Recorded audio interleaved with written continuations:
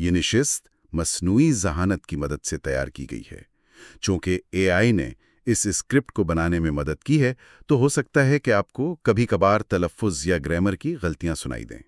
ہمارا مقصد ہے اہم تاریخی کتابوں کے جو کلیدی نکات ہیں انہیں آپ کے لیے واضح اور آسان فہم انداز میں پیش کرنا ہے۔ تو آئیے آج گفتگو کا آغاز کرتے ہیں ایک بہت گہرے اور بنیادی سوال سے، جی، جو نیو گینی کے ایک مقامی رہنما یالی نے جیرڈ ڈائمنڈ سے پوچھا تھا۔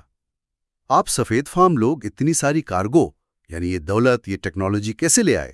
جبکہ ہم سیاہ فام لوگوں کے پاس اپنی اتنی کم کارگو تھی؟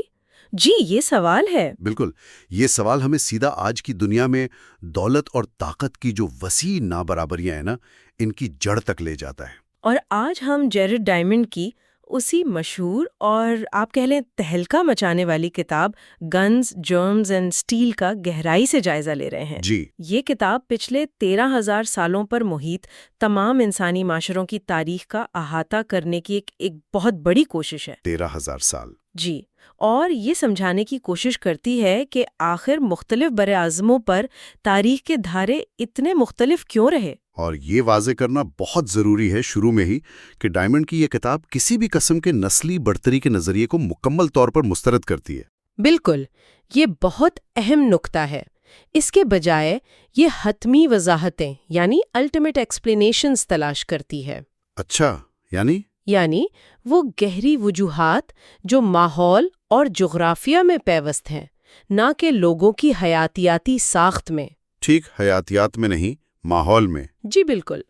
آج کی ہماری گفتگو کتاب کے پہلے حصے پر مرکوز رہے گی، جس کا عنوان ہے فرام ایڈن ٹو کہامارکا۔ ٹھیک ہے۔ اس میں پہلے 3 ابواب شامل ہیں۔ باب اول، آغاز تک، up to the starting line. جی۔ باب دوم، تاریخ کا ایک قدرتی تجربہ، A natural experiment of history. اور باب سوم، کہامارکا میں تصادم۔ Collision at Cajamarca. صحیح۔ تو ہم اس حصے میں دیکھیں گے کہ 11,000 قبل مسیح یعنی زراعت سے بھی پہلے انسانی معاشرے مختلف براعظموں پر کیسے الگ الگ شکل اختیار کر رہے تھے۔ جغرافیہ نے کیسے ان کی قسمتوں پر اثر ڈالا۔ بالکل، اور یہ ابتدائی فرق بعد میں طاقت اور ٹیکنالوجی کے فرق کی بنیاد کیسے بنے۔ ہمارا مقصد کتاب کے دلائل اور شواہد کو سمجھنا ہے، بغیر کسی ذاتی رائے کے۔ جی، تاکہ انسانی تاریخ میں عدم مساوات کی ان ماحولیاتی جڑوں کو، جیسا ڈائمنڈ نے پیش کیا ہے، ہم سمجھ سکیں۔ چلیں تو شروع کرتے ہیں باب اول، آغاز تک سے۔ تقریباً 11,000 قبل مسیح، آخری برفانی دور ختم ہو رہا ہے۔ جی، اور ایک دلچسپ حقیقت یہ ہے کہ اس وقت تمام براعظموں پر تمام انسان بنیادی طور پر شکاری اور جمع کرنے والے تھے۔ ہنٹر گیدررز۔ سب ایک جیسے تھے، مطلب ان کے معاشرے کم و بیش ایک جیسے تھے، بنیادی ساخت ایک جیسی تھی۔ تو پھر سوال یہ پیدا ہوتا ہے کہ صرف چند ہزار سالوں میں یعنی 1500 عیسوی تک دنیا اتنی مختلف کیسے ہو گئی؟ ہاں، یہ بڑا سوال ہے۔ ایک طرف یوریشیائی سلطنتیں ہیں جن کے پاس فولاد کے ہتھیار ہیں، بندوقیں ہیں، بحری جہاز ہیں، اور دوسری طرف کچھ براعظموں پر لوگ اب بھی پتھر کے اوزار استعمال کر رہے ہیں۔ یہ اتنا بڑا فرق کیسے پیدا ہوا؟ جی، اس کی جڑیں بہت بہت گہری ہیں۔ انسانی ارتقاء کا زیادہ تر سفر تو افریقہ میں ہی طے ہوا۔ ٹھیک ہے، اس میں ہمیں مشرقی افریقہ سے شواہد ملتے ہیں، معیاری پتھر کے اوزار، جسمانی زیورات اور شاید زبان کی ترقی کے بھی۔ یہ وہ وقت تھا جب انسانوں نے، آپ کہہ لیں، دنیا بھر میں پھیلنا شروع کیا۔ اور یہ پھیلاؤ بھی بڑا دلچسپ ہے۔ انسان افریقہ سے نکل کر سب سے پہلے کہاں پہنچے؟ شواہد بتاتے ہیں کہ وہ آسٹریلیا اور نیو گینی پہنچے۔ آسٹریلیا؟ جی، جو اس وقت ایک ہی بڑا زمینی خطہ تھا جسے ساحول کہتے ہیں۔ اچھا، یہ کب کی بات ہے؟ یہ تقریباً 40,000 سال پہلے ہوا۔ 40,000 سال پہلے؟ جی، اور اس کے لیے انہیں سمندر عبور کرنا پڑا، جس کا مطلب ہے کہ انہیں کشتیوں یا کسی قسم کے بحری جہازوں کی ضرورت پڑی ہوگی۔ کشتیاں؟ 40,000 سال پہلے سمندری سفر؟ یہ تو حیران کن بات ہے۔ جی ہاں، یہ تاریخ میں سمندری سفر کا قدیم ترین ثبوت ہے۔ اور اس ہجرت کا ایک اور شاید غیر متوقع نتیجہ بھی نکلا، جو بعد میں بہت اہم ثابت ہوا۔ جی ہاں، بالکل۔ آسٹریلیا اور نیو گینی کی نوآبادیات کے فوراً بعد وہاں کے زیادہ تر بڑے جانور मेगाफोना? जी, मेगाफोना जैसे देव हेकल कैंगरू या वॉम्बैट वो नापैद हो गए। क्यों नापायद हो गए? डायमंड का नजरिया ये है कि चूंकि ये जानवर लाखों साल तक इंसानों के बगैर इर्तिका पजीर हुए थे, इनमें इंसानों का कोई खौफ नहीं था। अच्छा। वो इंसानी शिकारियों के लिए बहुत आसान शिकार साबित हुए, बिल्कुल वैसे ही जैसे आज गलापागोस या अंटार्कटिका के जानवर इंसानों से नहीं डरते। सही। तो इसका मतलब ये हुआ कि अफ्रीका और यूरेशिया के जो बड़े जानवर थे वो इसलिए बच गए क्योंकि वो इंसानों के साथ लाखों साल गुजार चुके थे। बिल्कुल, वो इंसानों के साथ इर्तिका पजीर हुए और उनमें इंसानों का खौफ पैदा हो गया, उनसे बचना सीख गए थे।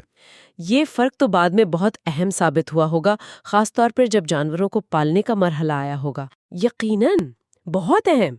अच्छा, अब अमेरिका की बात करें, वहाँ इंसानों की आमद बहुत बाद में हुई। बाद में? कब? गालिबन साइबेरिया से बेरिंग लैंड ब्रिज के जरिए, जो बर्फानी दौर में एशिया और अलास्का को जोड़ता था। अच्छा। ये आमद शायद 14,000 से 35,000 साल पहले के दरमियान कभी हुई।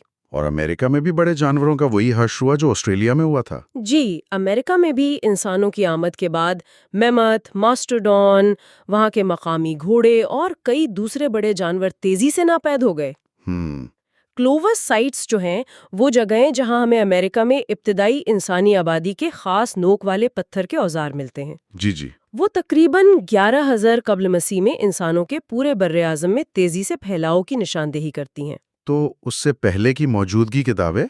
वो मौजूद हैं, जैसे ब्राजील की पेड्रो फोरादा साइट, लेकिन वो अब भी आप कह लें मुतनाज़े हैं। ठीक है, तो खुलासा ये हुआ कि 11,000 कब्ल मसीह तक, यानी ज़राअत से पहले, तमाम काबिले रहाइश बर्रे-आज़म आबाद हो चुके थे। जी। लेकिन माहौल और उन इब्तिदाई हिजरतों की तारीख की वजह से मुख्तलिफ बर्रे-आज़मों पर तरक्की की रफ्तार मुख्तलिफ होने के बीज बोए जा चुके थे। बिल्कुल। खासतौर पर बड़े पालतू बनाए जाने वाले जानवरों की दस्तयाबी में एक बड़ा फर्क पैदा हो चुका था। सही। अब ये समझने के लिए कि सिर्फ माहौल किस तरह मौशरों को मुख्तलिफ शक्लें दे सकता है, डायमंड हमें एक कुदरती तजुर्बा गाह की तरफ ले जाते हैं। कुदरती तजुर्बागाह? कहाँ? Polynesia, Polynesia. यानी बहरे अल-काहिल के हजारों जजायर। यहाँ क्या खास बात थी? खास बात ये थी कि इन तमाम जज़ायर को निस्बतन हाल ही में, मतलब पिछले चंद हजार सालों में, एक ही जद्दे अमजद से ताल्लुक रखने वाले लोगों ने आबाद किया था। अच्छा, एक ही तरह के लोग? जी, वो एक जैसी सकाफत, जबान और टेक्नोलॉजी लेकर निकले थे, लेकिन वो जिन जजीरों पर पहुंचे उनके माहौल बहुत मुख्तलिफ थे। ओहो, तो ये एक तरह का कंट्रोल्ड तजुर्बा हो गया। बिल्कुल। पोलिनेशिया हमें ये देखने का मौका फराहम करता है कि जब इंसानी अंसर तकरीबन यकसां हो तो सिर्फ माहौल किस तरह मुख्तलिफ माशरों को जन्म देता है। और इसकी सबसे ड्रामाई मिसाल कौन सी है? वो है चैटम जजायर के मोरियोरी और न्यूजीलैंड के माउरी का तसादुम। अच्छा, इनमें क्या हुआ? दोनों के आबाओ अजदाद एक ही थे, लेकिन चैटम जजायर ठंडे थे, वहाँ खेती बाड़ी मुमकिन नहीं थी। तो मोरियोरी शिकारी और जमा करने वाले ही रहे। उनकी आबादी छोटी, बिखरी हुई और अलग थलग थी। टेक्नोलॉजी सादा थी और जंगो जदल का कोई रवाज नहीं था। अमन पसंद लोग थे। जबकि न्यूजीलैंड के माओरी? न्यूजीलैंड बड़ा था, आबो हवा मोतदिल थी, माओरी वहाँ कामयाब किसान बन गए। ठीक है। उनकी आबादी गंजान थी, माशरा पेचीदा था, जंगजू रवायात मजबूत थीं और उनके पास बेहतर औजार और मजबूत सियासी क़यादत थी। तो जब ये दोनों मिले? जब 1835 में माउरी का एक ग्रोह चैथम जजायर पहुंचा तो नतीजा बहुत अलमनाक था। उन्होंने कमजोर और अमन पसंद माओरियोरी का बेदर्दी से कत्लेआम किया। ओ खुदाया। उन्हें गुलाम बनाया और उनकी नस्ल तकरीबन खत्म कर दी। ये सिर्फ माहौल की वजह से पैदा होने वाले फर्क का नतीजा था। ये तो बड़ी खौफनाक मिसाल है कि माहौल किस तरह माशरों की तकदीर बदल सकता है। वो कौन से माहौलियाती अवामिल थे जिन्होंने पोलिनेशिया में इतना फ़र्क पैदा किया? क्या क्या चीज़ें मुख्तलिफ थीं? डायमंड कम से कम 6 बड़े अवामिल गिनाते हैं। 6? कौन से? पहला, आबो हवा। कहीं शदीद सर्दी, कहीं मौददिल, कहीं गर्म। दूसरा? आर्जियाती साख्त। कुछ जजीरे आतिश फिशानी, जरखेज, कुछ मरजानी चट्टानों वाले, बंजर। ठीक है। तीसरा, समुद्री वसाइल, मछलियों और समुद्री हयात की फरावानी में फ़र्क। चौथा, रकबा, कुछ जजीरे बहुत छोटे तो न्यूजीलैंड जैसा बड़ा इलाका भी था। 5वां, زمینی رکاوٹیں. کیا علاقہ پہاڑی اور وادیوں میں بٹا ہوا تھا جیسے مارکیساس یا ہموار تھا جیسے ٹونگا؟ اور چھٹا؟ چھٹا، تنہائی. کچھ جزیرے جیسے ایسٹر آئلینڈ بالکل الگ تھلگ تھے، جبکہ ٹونگا جیسے جزیروں کا دوسرے جزیروں سے باقاعدہ رابطہ تھا. اور ان تمام فرقوں کے نتائج کیا نکلے؟ یقیناً خوراک کی پیداوار پر تو اثر پڑا ہوگا۔ بالکل، خوراک کی پیداوار براہ راست ماحول پر منحصر تھی۔ چیٹم میں کھیتی باغی ناممکن تھی تو لوگ شکاری رہے۔ صحیح۔ زیادہ تر گرم جزیروں پر کسان تھے جو تارو، شکرکندی، کیلے وغیرہ اگاتے تھے۔ جو پالتو جانور وہ لائے تھے، سور، مرغی، کتا، وہ بھی ہر جگہ زندہ نہیں رہ پائے۔ اچھا، مثلاً نیوزی لینڈ اتنا ٹھنڈا تھا کہ صرف کتے ہی بچ سکے۔ ایسٹر آئلینڈ پر صرف مرغیاں بچیں۔ اوہ، اس سے تو آبادی کی کثافت اور کل تعداد میں بہت فرق پڑا ہوگا۔ جی ہاں، زمین آسمان کا فرق پیدا ہوا۔ اور آبادی کی کثافت اور معاشی پیداوار کا تو براہ راست تعلق معاشرتی اور سیاسی پیچیدگی سے ہوتا ہے۔ یقیناً۔ چھوٹے کم آبادی والے جزیروں پر معاشرہ زیادہ تر مساوات پر مبنی تھا، کوئی خاص پیشہ ورانہ مہارت نہیں تھی۔ لیکن بڑے گنجان آباد جزیروں جیسے ہوائی، ٹونگا یا تہیتی پر آبادی اتنی زیادہ تھی کہ ماہر کاریگر پیدا ہوئے، کشتی بنانے والے، اوزار ساز، پتھر تراشنے والے۔ معاشرہ پیچیدہ ہوتا گیا۔ جی، سماجی ڈھانچہ بھی پیچیدہ ہو گیا۔ ہوائی میں تو سرداروں کے 8 درجے تھے اور شاہی خاندان عام لوگوں سے شادی نہیں کرتا تھا۔ اچھا۔ سیاسی طور پر بھی چھوٹے جزیروں پر کوئی رسمی حکومت نہیں تھی، جبکہ ٹونگا میں ایک کثیر الجزیری سلطنت قائم ہو گئی تھی جو 40,000 سے زیادہ افراد پر مشتمل تھی۔ تو پولینیشیا ایک چھوٹی لیبارٹری کی طرح ہمیں دکھاتا ہے کہ صرف ماحولیاتی فرق کیسے بالکل مختلف انسانی معاشروں کو جنم دے سکتا ہے، چاہے ان کے آباء و اجداد ایک ہی ہوں۔ بالکل، یہ ہمیں بڑے براعظموں پر ہونے والے فرق کو سمجھنے میں مدد دیتا ہے۔ صحیح۔ اور اسی پس منظر کے ساتھ اب ہم کتاب کے تیسرے باب کہامارکا میں تصادم کی طرف آتے ہیں۔ کولیجن ایٹ کیجامارکا، یہ تو تاریخ کے سب سے مشہور اور شاید سب سے زیادہ ڈرامٹک لمحات میں سے ایک ہے۔ جی ہاں، 16 نومبر 1532 پیرو کا شہر کہامارکا، ہسپینی فاتح فرانسسکو پیزارو نے انکا سلطنت کے عظیم شہنشاہ اتاہوالپا کو گرفتار کر لیا۔ اور یہاں پھر وہی بنیادی سوال سامنے آتا ہے، پیزارو کے مٹھی بھر سپاہیوں نے کتنے تھے؟ 168؟ جی، صرف 168 سپاہی۔ انہوں نے لاکھوں کی آبادی والی انکا سلطنت کے حکمران کو کیسے قید کر لیا؟ یورپیوں نے امریکہ کو فتح کیا، امریکوں نے یورپ کو کیوں نہیں؟ یہ واقعہ واقعی ناقابل یقین لگتا ہے جب آپ تفصیلات دیکھتے ہیں۔ اتاہوالپا لاکھوں کی سلطنت کا حکمران تھا اور اس وقت اس کے ساتھ کم از کم 80,000 کی فوج کا حفاظتی دستہ تھا۔ 80,000 اور ہسپینی صرف 168؟ جی، ہسپانیوں نے ایک چال چلی۔ انہوں نے اتاہوالپا کو مذاکرات کے لیے شہر کے مرکزی چوک میں بلایا اور اپنے سپاہیوں کو ارد گرد کی عمارتوں میں چھپا دیا۔ عینی شاہدین کے بیانات کیا کہتے ہیں؟ کیا ہسپانوی پراعتماد تھے اس وقت؟ بالکل نہیں، وہ شدید خوف زدہ تھے۔ ایک ہسپانی سپاہی نے بعد میں لکھا کہ ہم میں سے کئی تو خوف کے مارے اپنی پتلونوں میں ہی پیشاب کر بیٹھے تھے اور انہیں پتہ بھی نہیں چلا۔ اللہ اکبر! وہ جانتے تھے کہ ان کی تعداد کتنی کم ہے؟ جی، پھر کیا ہوا جب اتاہوالپا اپنی شاہی پالکی میں بغیر کسی ہتھیار کے اپنے ہزاروں درباریوں اور غیر مسلح محافظوں کے ساتھ چوک میں پہنچا؟ غیر مسلح؟ جی، زیادہ تر غیر مسلح تھے۔ تو ایک ہسپانی پادری نے اسے بائبل پیش کی اور عیسائیت قبول کرنے کا کہا۔ اتاہوالپا نے بائبل کو دیکھا اور زمین پر پھینک دیا۔ اور یہ اشارہ تھا؟ یہ ہسپانیوں کے لیے اشارہ تھا۔ انہوں نے توپیں داغیں، گھوڑوں پر سوار ہو کر سنٹیاگو کے نعرے لگاتے ہوئے حملہ کر دیا۔ گھوڑے؟ انکا کے پاس گھوڑے نہیں تھے؟ نہیں، امریکہ میں گھوڑے تو ناپید ہو چکے تھے ہزاروں سال پہلے۔ یہ ہسپانی اپنے ساتھ لائے تھے۔ اچھا، یہ بہت بڑا فرق تھا۔ بہت بڑا۔ انہوں نے اپنی فولادی تلواروں سے نہتے انکاؤں کا قتل عام شروع کر دیا۔ چند گھنٹوں میں ہزاروں انکا مارے گئے۔ ہزاروں؟ جبکہ ایک بھی ہسپانوی ہلاک نہیں ہوا۔ एक भी नहीं। जी, और सबसे बढ़कर उन्होंने अताहुल्पा को जिंदा गिरफ्तार कर लिया। ये तो वाकई तारीख बदल देने वाला लम्हा था। अच्छा, तो इस हैरानकुन कामयाबी की फौरी या करीबी वजूहात क्या थीं? वो कौन सी चीजें थीं जो हिस्पानियों के पास थीं और इनकाओं के पास नहीं? डायमंड कई करीबी अवामिल, प्रॉक्सिमेट फैक्टर्स की निशानदेही करते हैं।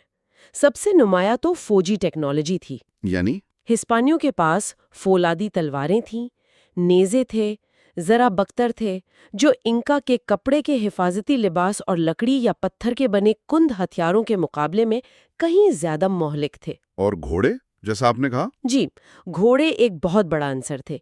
अमेरिका में तो थे ही नहीं घोड़े। घोड़ों ने हिस्पानियों को रफ्तार दी, ऊंचाई दी, तहफ्फुज दिया और एक नफसियाती दहशत। नफसियाती दहशत? हाँ, इंका ने पहले कभी घोड़े देखे ही नहीं थे। वो उन्हें शायद कोई माफूकुल फितरत मखलूक समझते हों। बाद की लड़ाइयों में तो सिर्फ चंद दर्जन घुड़सवारों ने हजारों इंका फौजियों को भगा दिया। और बंदूकें, क्या वो शुरू में ही फैसलाकुन थीं? इब्तिदाई तौर पर बंदूकें ज्यादा मौसर नहीं थीं।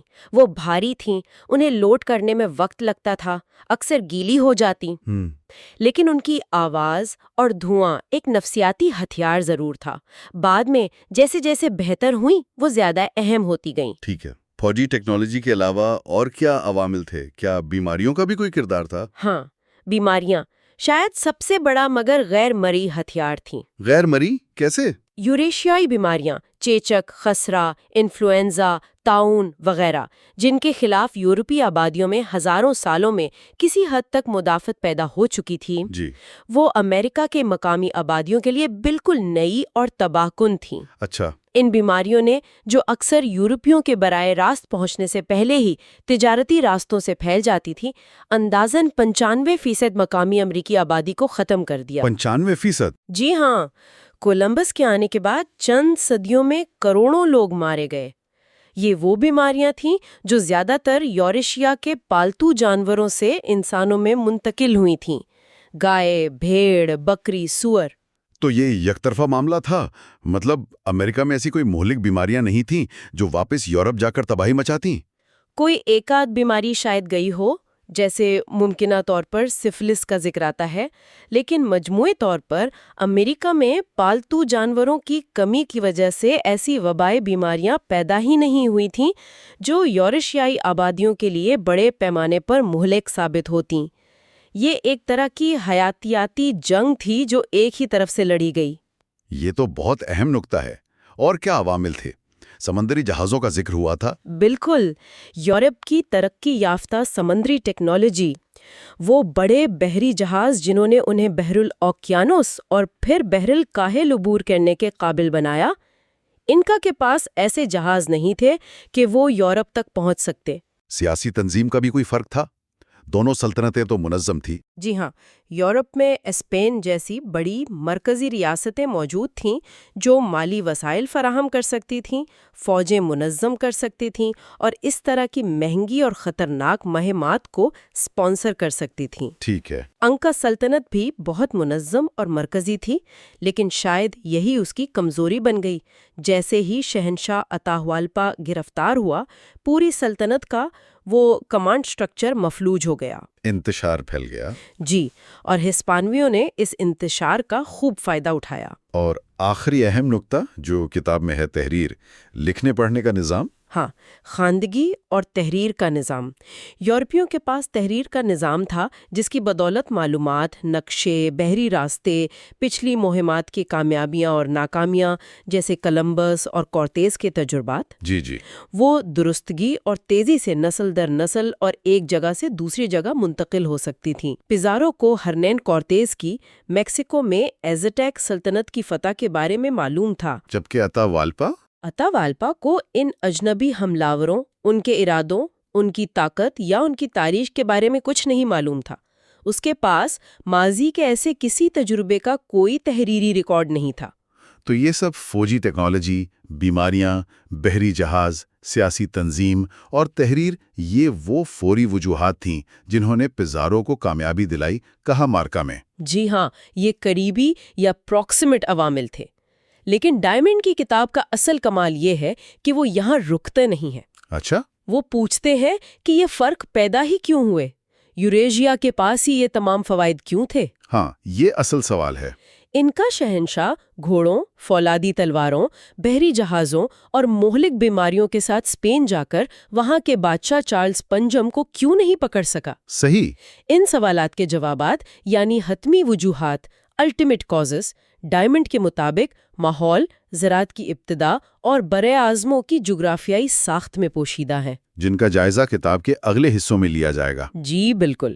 تو اگر ہم اس پہلے حصے کا خلاصہ کریں، 11,000 قبل مسیح تک تمام انسان شکاری تھے، لیکن مختلف براعظموں پر ماحول اور ابتدائی تاریخ کی وجہ سے فرق کے بیج بوئے جا چکے تھے۔ جی پولینیشیا نے چھوٹے پیمانے پر دکھایا کہ صرف ماحول کیسے معاشروں کو ڈرامائی طور پر مختلف بنا سکتا ہے، بالکل۔ اور کہا مارکا میں تصادم ان مختلف تاریخی راستوں کے ٹکراؤ کا نتیجہ تھا، جس میں فوری طور پر بندوقوں، جراثیم اور فولاد نے فیصلہ کن کردار ادا کیا۔ بالکل، اور کتاب کا مرکزی پیغام یہی ہے کہ تاریخ کے یہ بڑے دھارے لوگوں کی حیاتیاتی یا ذہنی صلاحیتوں میں فرق کی وجہ سے نہیں بنے۔ یہ بہت اہم بات ہے۔ ڈائمنڈ تو ایک جگہ یہ تک دلیل دیتے ہیں کہ شاید نیوگینی کے لوگ جنہیں مسلسل مشکل اور متنوع ماحول میں زندہ رہنا پڑتا ہے، وہ اوسطاً مغربی لوگوں سے زیادہ ذہین، متجسس اور ماحول سے باخبر ہوں۔ اچھا۔ اصل فرق ماحولیاتی اور جغرافیائی ہے، جو ہزاروں سالوں میں جمع ہوتے گئے اور بڑھتے گئے۔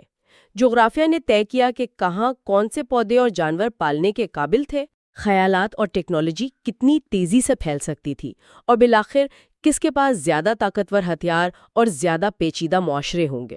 اور جاتے جاتے ایک سوچنے والا نقطہ چھوڑ جاتے ہیں سامعین کے لیے۔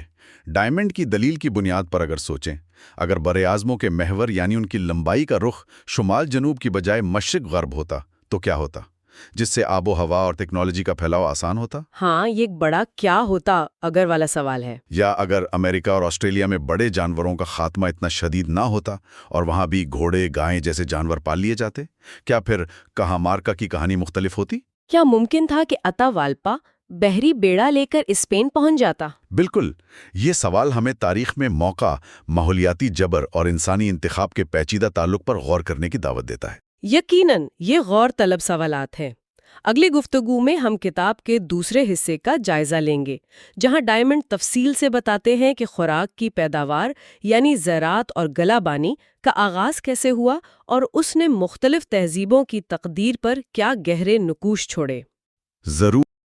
آج ہم جیرڈ ڈائمنڈ کی مشہور کتاب بندوقیں، جراثیم اور فولاد کے دوسرے حصے کا ایک گہرا جائزہ لے رہے ہیں۔ جی ہاں، اس حصے کا عنوان ہے غذائی پیداوار کا عروج اور پھیلاؤ، اور اس میں ابواب 4 سے 6 شامل ہیں، یعنی کسان کی طاقت، تاریخ کے خوشحال اور محروم، اور زراعت اختیار کرنا یا نہ کرنا۔ تو آج کی گفتگو کا محور کیا رہے گا؟ ہم کیا سمجھنے کی کوشش کر رہے ہیں؟ بنیادی طور پر ہم یہ دیکھیں گے کہ یہ خوراک پیدا کرنے کا نظام یعنی زراعت آخر شروع کیسے ہوا، ٹھیک ہے، اور یہ کہ کیوں دنیا کے کچھ حصوں میں یہ دوسروں سے صدیوں پہلے شروع ہو گیا، اور سب سے اہم سوال شاید کہ اس فرق نے طاقت اور ترقی پر کیا اثر ڈالا، مختلف معاشروں کا کیا بنا؟ بالکل۔ جیرڈ ڈائمنڈ کا جو مرکزی نقطہ ہے وہ یہی ہے کہ زراعت نے انسانوں کو خوراک کی فراوانی دی، سرپلس، اچھا، اور اسی فراوانی سے آبادی بڑھی، لوگ مستقل جگہوں پر بسنے لگے، نئی ٹیکنالوجیز آئیں، حکومتیں بنیں۔ اور وہ یہ بھی کہتے ہیں کہ یہ سب جغرافیہ کی وجہ سے ہوا، کسی نسل یا ذہانت کی وجہ سے نہیں؟ جی، یہی ان کا بڑا دعویٰ ہے۔ ماحول اور وسیلے نے طے کیا کہ کہاں زراعت کامیاب ہوگی۔ تو باب 4 میں ہم دیکھیں گے کہ کھیتی باڑی کیسے طاقت کی بنیاد بنی۔ جی، وہ بنیاد جس پر بندوقیں، جراثیم اور فولاد کا غلبہ قائم ہوا۔ اور باب 5 میں خوشحال اور محروم، ہیوز اینڈ ہیو ناٹس۔ بالکل، کہ یہ فرق کیوں پیدا ہوا۔ اور باب 6 میں دیکھیں گے کہ زراعت پھیلی کیسے، کیا یہ لوگوں کی اپنی مرضی تھی یا کوئی مجبوری؟ صحیح، تو آئیے شروع کرتے ہیں اور دیکھتے ہیں کہ ان پہلے کسانوں نے انجانے میں کیسے تاریخ کا رخ موڑ دیا۔ اچھا، تو پہلا سوال، زراعت نے کچھ معاشروں کو دوسروں پر اتنی واضح برتری کیسے دلا دی؟ یہ تو بس خوراک حاصل کرنے کا ایک الگ طریقہ لگتا ہے نا؟ بات تو تعداد کی ہے۔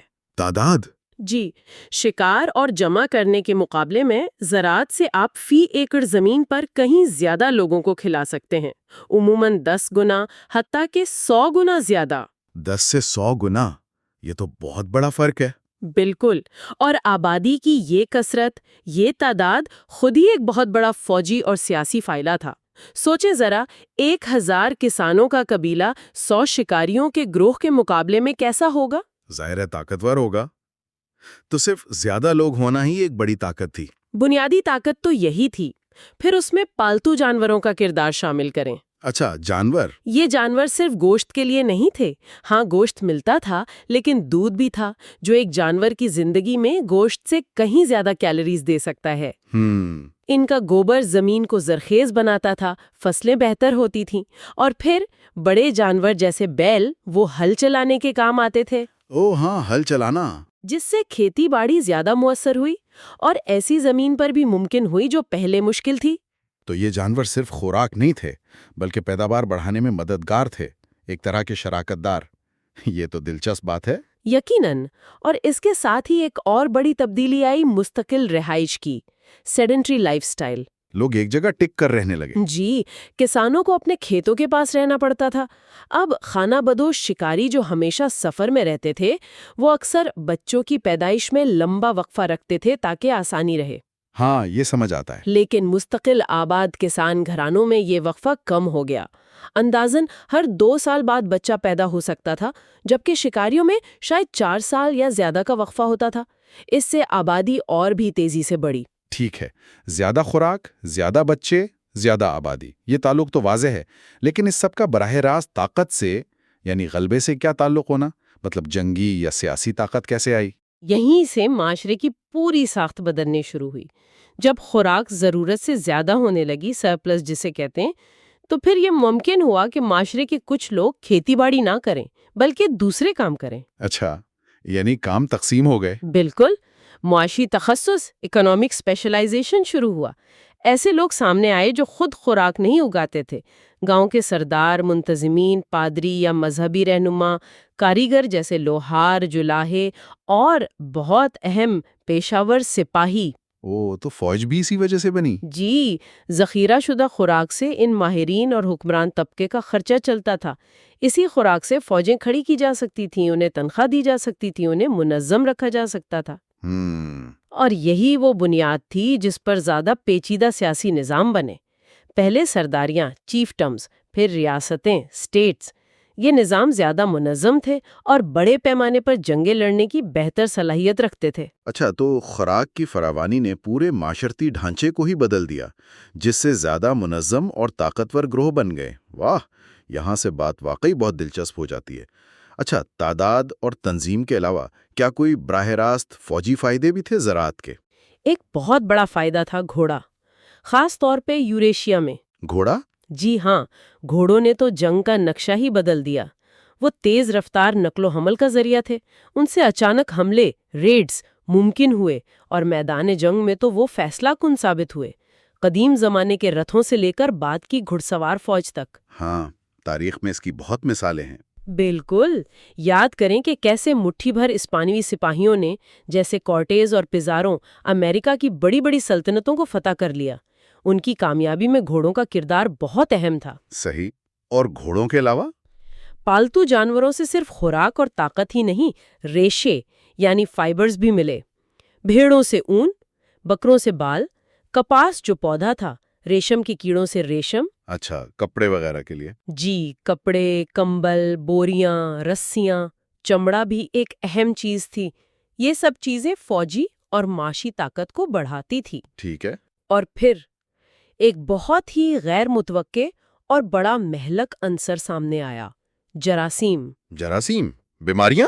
جی، گنجان آبادیاں جہاں انسان اور پالتو جانور بہت قریب رہتے تھے، وہ کئی نئی اور خطرناک بیماریوں کی افزائش گاہ بن گئی۔ چیچک، خسرہ، انفلوئنزا جیسی بہت سی بیماریاں اصل میں جانوروں کی بیماریوں سے نکل کر انسانوں میں آئیں۔ اچھا۔ وقت کے ساتھ زرعی معاشروں میں رہنے والوں میں ان بیماریوں کے خلاف کچھ نہ کچھ مدافعت پیدا ہو گئی، کیونکہ وہ نسل در نسل ان کا سامنا کر رہے تھے۔ لیکن جب یہی لوگ دوسرے بر اعظموں میں گئے جہاں یہ جراثیم پہلے نہیں تھے، تو وہاں کی مقامی آبادیوں کے لیے یہ بیماریاں تباہ کن ثابت ہوئیں۔ ان میں کوئی مدافعت نہیں تھی۔ تو یہ ایک طرح کا حیاتیاتی ہتھیار بن گیا؟ بالکل، یہ مویشیوں کا مہلک تحفہ تھا، a lethal gift of livestock جیسا کہ ڈائمنڈ کہتے ہیں، اور یہ بعد میں فتوحات میں بندوقوں اور فولاد جتنا ہی اہم ثابت ہوا۔ واہ، یعنی کسانوں نے نہ صرف خوراک اگائی بلکہ انجانے میں حیاتیاتی ہتھیار بھی تیار کر لیے۔ یہ تو واقعی کسان کی طاقت کی ایک بالکل ہی مختلف تصویر پیش کرتا ہے۔ تو یہ تو واضح ہو گیا کہ زراعت طاقت کا ذریعہ تھی، لیکن اب اگلا بڑا سوال، کچھ معاشرے دوسروں سے اتنے پہلے کسان کیوں بن گئے؟ یعنی تاریخ کے خوشحال یا ہیوز، جبکہ دوسرے اتنے لمبے عرصے تک شکاری ہی رہے، محروم یا ہیو ناٹس۔ کیا یہ لوگ زیادہ ذہین تھے یا زیادہ محنتی؟ دیکھیں، ڈائمنڈ کا جو بنیادی استدلال ہے وہ یہی ہے کہ اس کا تعلق ذہانت یا ثقافت سے نہیں تھا، بلکہ سراسر جغرافیہ اور ماحولیات سے تھا۔ جغرافیہ سے؟ کیسے؟ مطلب یہ کہ غذائی پیداوار ہر جگہ ایک ساتھ شروع نہیں ہوئیں۔ کچھ علاقے تو تھے ہی نامناسب، جیسے بہت ٹھنڈے علاقے یا بہت خشک صحرا۔ ٹھیک ہے۔ لیکن ان علاقوں میں بھی جہاں زراعت ہو سکتی تھی، وہاں اس کے شروع ہونے کا وقت بہت الگ تھا۔ کہیں یہ ہزاروں سال پہلے شروع ہو گئی اور کہیں بہت بہت بعد میں، یا شاید کبھی ہوئی ہی نہیں۔ اچھا، لیکن ہمیں یہ پتہ کیسے چلتا ہے کہ کب اور کہاں زراعت شروع ہوئی؟ یہ تو ہزاروں سال پرانی باتیں ہیں۔ اس کا علم ہمیں زیادہ تر آثار قدیمہ یعنی آرکیالوجی سے ملتا ہے، اور اس میں ایک خاص تکنیک بہت اہم ہے جسے ریڈیو کاربن ڈیٹنگ کہتے ہیں۔ ریڈیو کاربن ڈیٹنگ، یہ کیا چیز ہے؟ آسان الفاظ میں، ہر جاندار چیز میں کاربن کی ایک خاص قسم ہوتی ہے، کاربن 14، جو تھوڑی سی تابکار ہوتی ہے۔ جب کوئی پودا یا جانور مر جاتا ہے تو یہ کاربن 14 ایک مخصوص رفتار سے کم ہونا شروع ہو جاتا ہے۔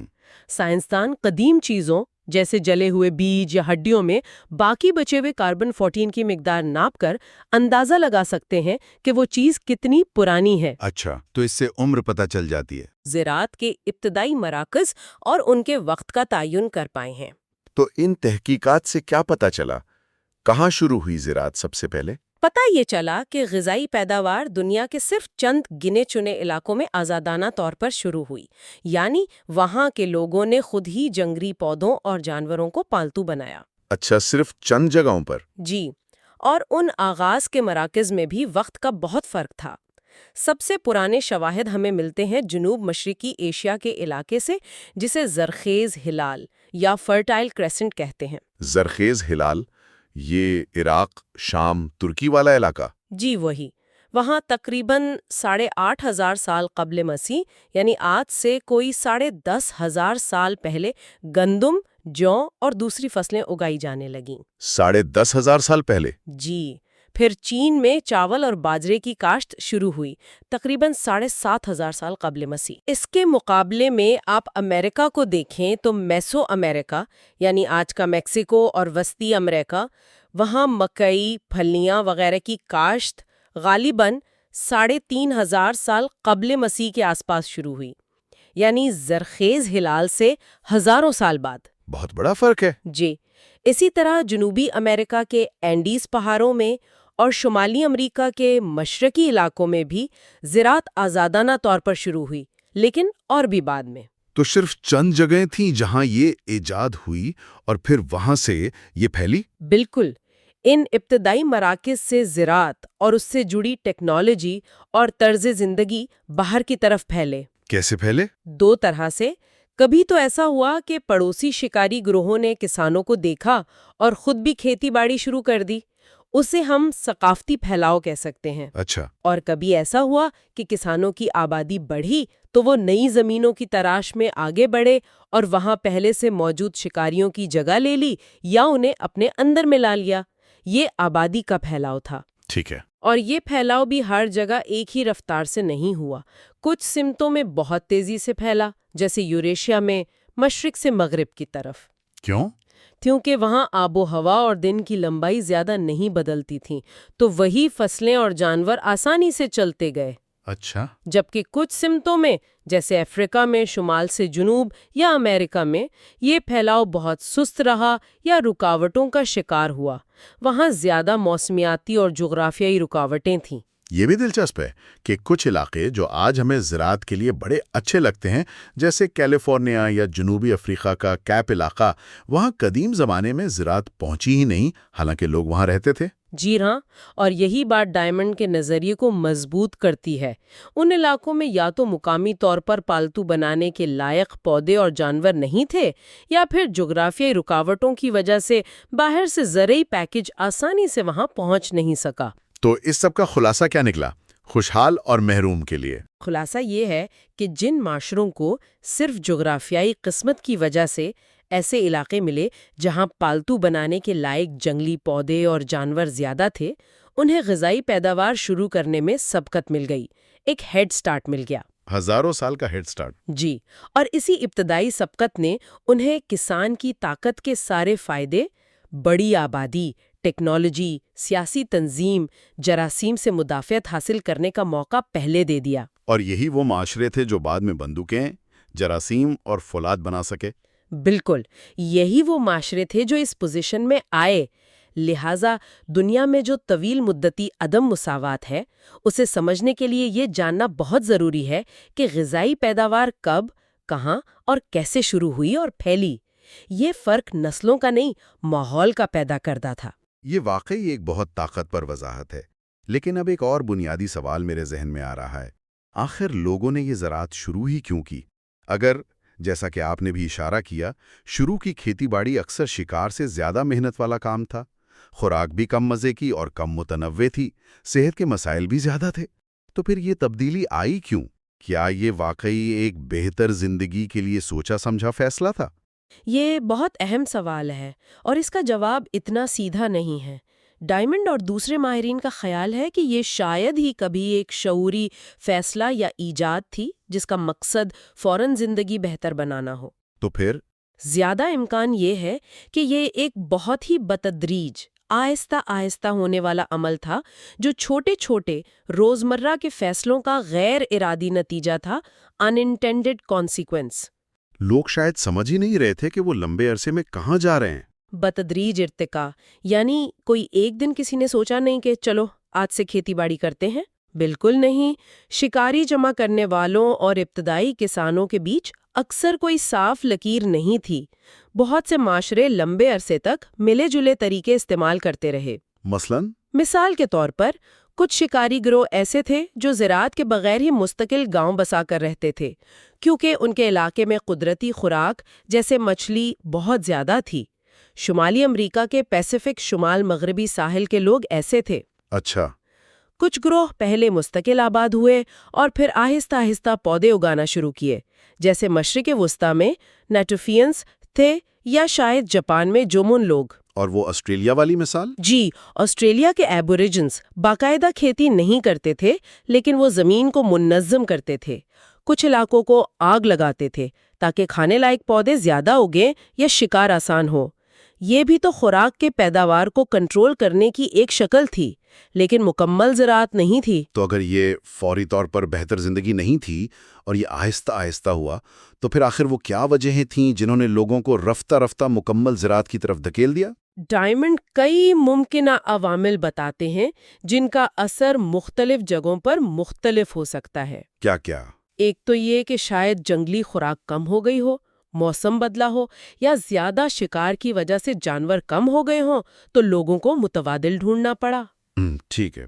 دوسرا، اس کے الٹ کچھ علاقوں میں پالتو بنائے جانے لائق پودوں کی دستیابی بڑھ گئی ہو، جیسے برفانی دور ختم ہوا تو موسم گرم ہوا تو زرخیز ہلال میں جنگلی گندم اور جو زیادہ پھیل گئے تو انہیں جمع کرنا اور پھر اگانا زیادہ فائدہ مند لگنے لگا۔ تیسرا، ٹیکنالوجی کا کردار۔ جنگلی اناج کو کاٹنے کے لیے درانتیاں بنی، انہیں رکھنے کے لیے ٹوکریاں، ذخیرہ کرنے کے گڑھے، پیسنے کے لیے پتھر کی چکیاں۔ ان اوزاروں نے جنگلی اناج کا استعمال آسان بنایا، جس سے کاشت کی طرف ایک قدم اور آگے بڑھا۔ ٹیکنالوجی نے مدد کی۔ جی۔ چوتھا، یہ بڑا دلچسپ ہے، آبادی اور خوراک کی پیداوار کے درمیان ایک مثبت فیڈ بیک لوپ بن گیا، آٹو کیٹلیٹک پروسیس۔ وہ کیسے؟ جیسے ہی لوگوں نے تھوڑی بہت بھی کاشتکاری شروع کی، چاہے وہ شروع میں زیادہ موثر نہ بھی ہوں، اس سے تھوڑی زیادہ آبادی پل سکتی تھی۔ ٹھیک ہے۔ اب آبادی بڑھی تو مزید خوراک کی ضرورت پڑی، جس کے لیے مزید کاشتکاری کرنی پڑی۔ یہ چکر چلتا رہا اور آہستہ آہستہ زراعت غالب آ گئی۔ یعنی ایک خودکار عمل شروع ہو گیا۔ بالکل۔ اور پانچواں اور شاید سب سے اہم مقابلہ شکاری گروہوں اور ابتدائی کسان گروہوں کے درمیان۔ اچھا۔ جہاں کسان آباد تھے وہ زیادہ تعداد میں تھے، زیادہ منظم تھے۔ جب ان کا ٹکراؤ شکاری پڑوسیوں سے ہوتا تو اکثر کسانوں کا پلہ بھاری رہتا۔ تو شکاریوں کے پاس کیا آپشن بچتا تھا؟ اکثر کم ہی راستے ہوتے تھے، یا تو وہ خود بھی زراعت اپنا لیں یا وہاں سے نکل جائیں، یا پھر آہستہ آہستہ تعداد میں کم ہوتے جائیں اور ختم ہو جائے۔ تو یہ ہمیشہ آسان یا بہتر زندگی کا سوچا سمجھا انتخاب نہیں تھا، بلکہ اکثر یہ ایک طرح کی ضرورت تھی، مجبوری تھی، یا پھر زندہ رہنے کی جدوجہد تھی پڑوسی کسانوں کے مقابلے میں۔ عین ممکن ہے۔ یقیناً دوسرے چھوٹے عوامل بھی ہوں گے، جیسے خطرے کو کم کرنا، چلو تھوڑا باغ لگا لیں، شکار نہ ملے تو کام آئے گا، یا کوئی خاص خوراک پسند ہو، یا شاید سماجی رتبے کی بات ہو۔ لیکن ڈائمنڈ کا مرکزی خیال یہی ہے کہ لمبے عرصے میں زیادہ آبادی کو پالنے کا جو فائدہ زراعت کو حاصل تھا وہی اکثر فیصلہ کن ثابت ہوا۔ یہ ایک سست لیکن نہ رکنے والی تبدیلی تھی۔ یہ تو واقعی ایک پیچیدہ تصویر ہے۔ یعنی ہزاروں سال پہلے کسی نے شاید یوں ہی اپنے ڈیرے کے پاس کچھ پسندیدہ جنگلی پودوں کے بیج پھینک دیے ہوں گے، یا ان کی تھوڑی دیکھ بھال شروع کر دی ہوگی، اور یہ چھوٹے چھوٹے شاید غیر ارادی قدم ایک ایسے عمل کا آغاز بن گئے جس نے آخرکار پوری دنیا کو بدل دیا۔ زراعت، پھر گنجان آبادیاں، ماہرین، ریاستیں، اور پھر برائے اعظموں کے بیچ طاقت کا وہ بہت بڑا فرق جس کا ذکر آپ نے شروع میں کیا تھا۔ بالکل۔ یہ صرف یہ نہیں کہ زراعت شروع ہوئی، بلکہ یہ کہ وہ کہاں شروع ہوئی، کب شروع ہوئی، اور وہاں کون سے پودے اور جانور تھے جنہیں پالتو بنایا جا سکتا تھا۔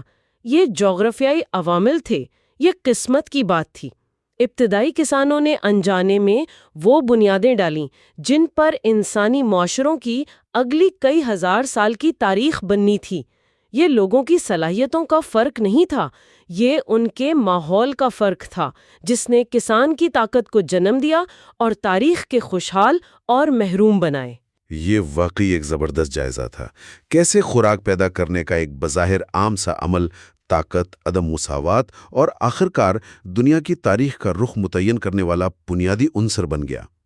یہ ہمیں مجبور کرتا ہے کہ ہم سطحی باتوں سے ہٹ کر ان گہری بنیادی وجوہات پر غور کریں جو جغرافیہ اور ماحول سے جڑی ہیں۔ اگر جغرافیہ نے صحیح جنگلی انواع مہیا کیں تو پھر انسانوں نے انہیں کیسے پالتو بنایا؟ وہ کیا خاص بات تھی گندم میں یا چاول، مکئی، گائے، بھیڑ، بکری میں کہ وہ تو پالتو بن گئے، لیکن زیبرا، گینڈا یا بلوت کا درخت کیوں نہیں بن سکا؟ یہ پالتو بنانے کا عمل، ڈومیسٹیکیشن، خود کیسے کام کرتا تھا؟ اور اسی پالتو بنانے کے عمل یعنی انسانی ترقی کے اگلے عظیم قدم کو ہم اپنی آئندہ گفتگو میں تفصیل سے دیکھیں گے۔ تب تک سامعین کے لیے غور طلب نکتہ چھوڑے جاتے ہیں۔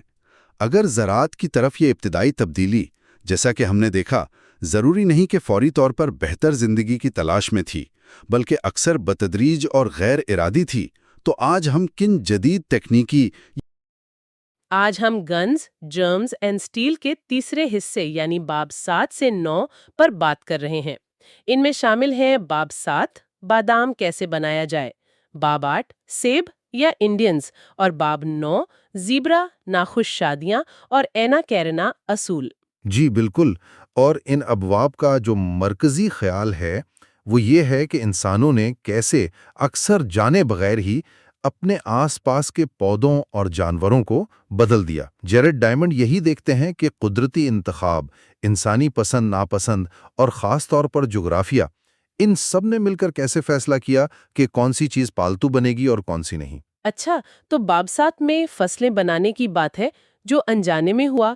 باب 8 پوچھتا ہے کہ کچھ جگہوں پر ایسا کیوں نہیں ہو سکا، حالانکہ وہاں پودے تھے شاید۔ ہاں، اور باب 9 وہ تو بہت دلچسپ ہے کہ گائے، بھیڑ، گھوڑے تو ٹھیک، لیکن زیبرا کیوں نہیں پالا جا سکا؟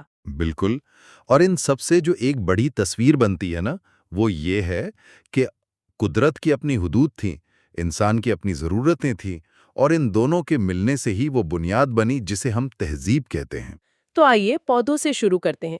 یہ جو جنگلی پودوں سے ہماری آج کی فصلیں بنی، کیا یہ کوئی منصوبہ تھا؟ مطلب کیا پرانے زمانے کے لوگ بیٹھے سوچ رہے تھے کہ چلو گندم بناتے ہیں؟ نہیں، ایسا تو نہیں لگتا۔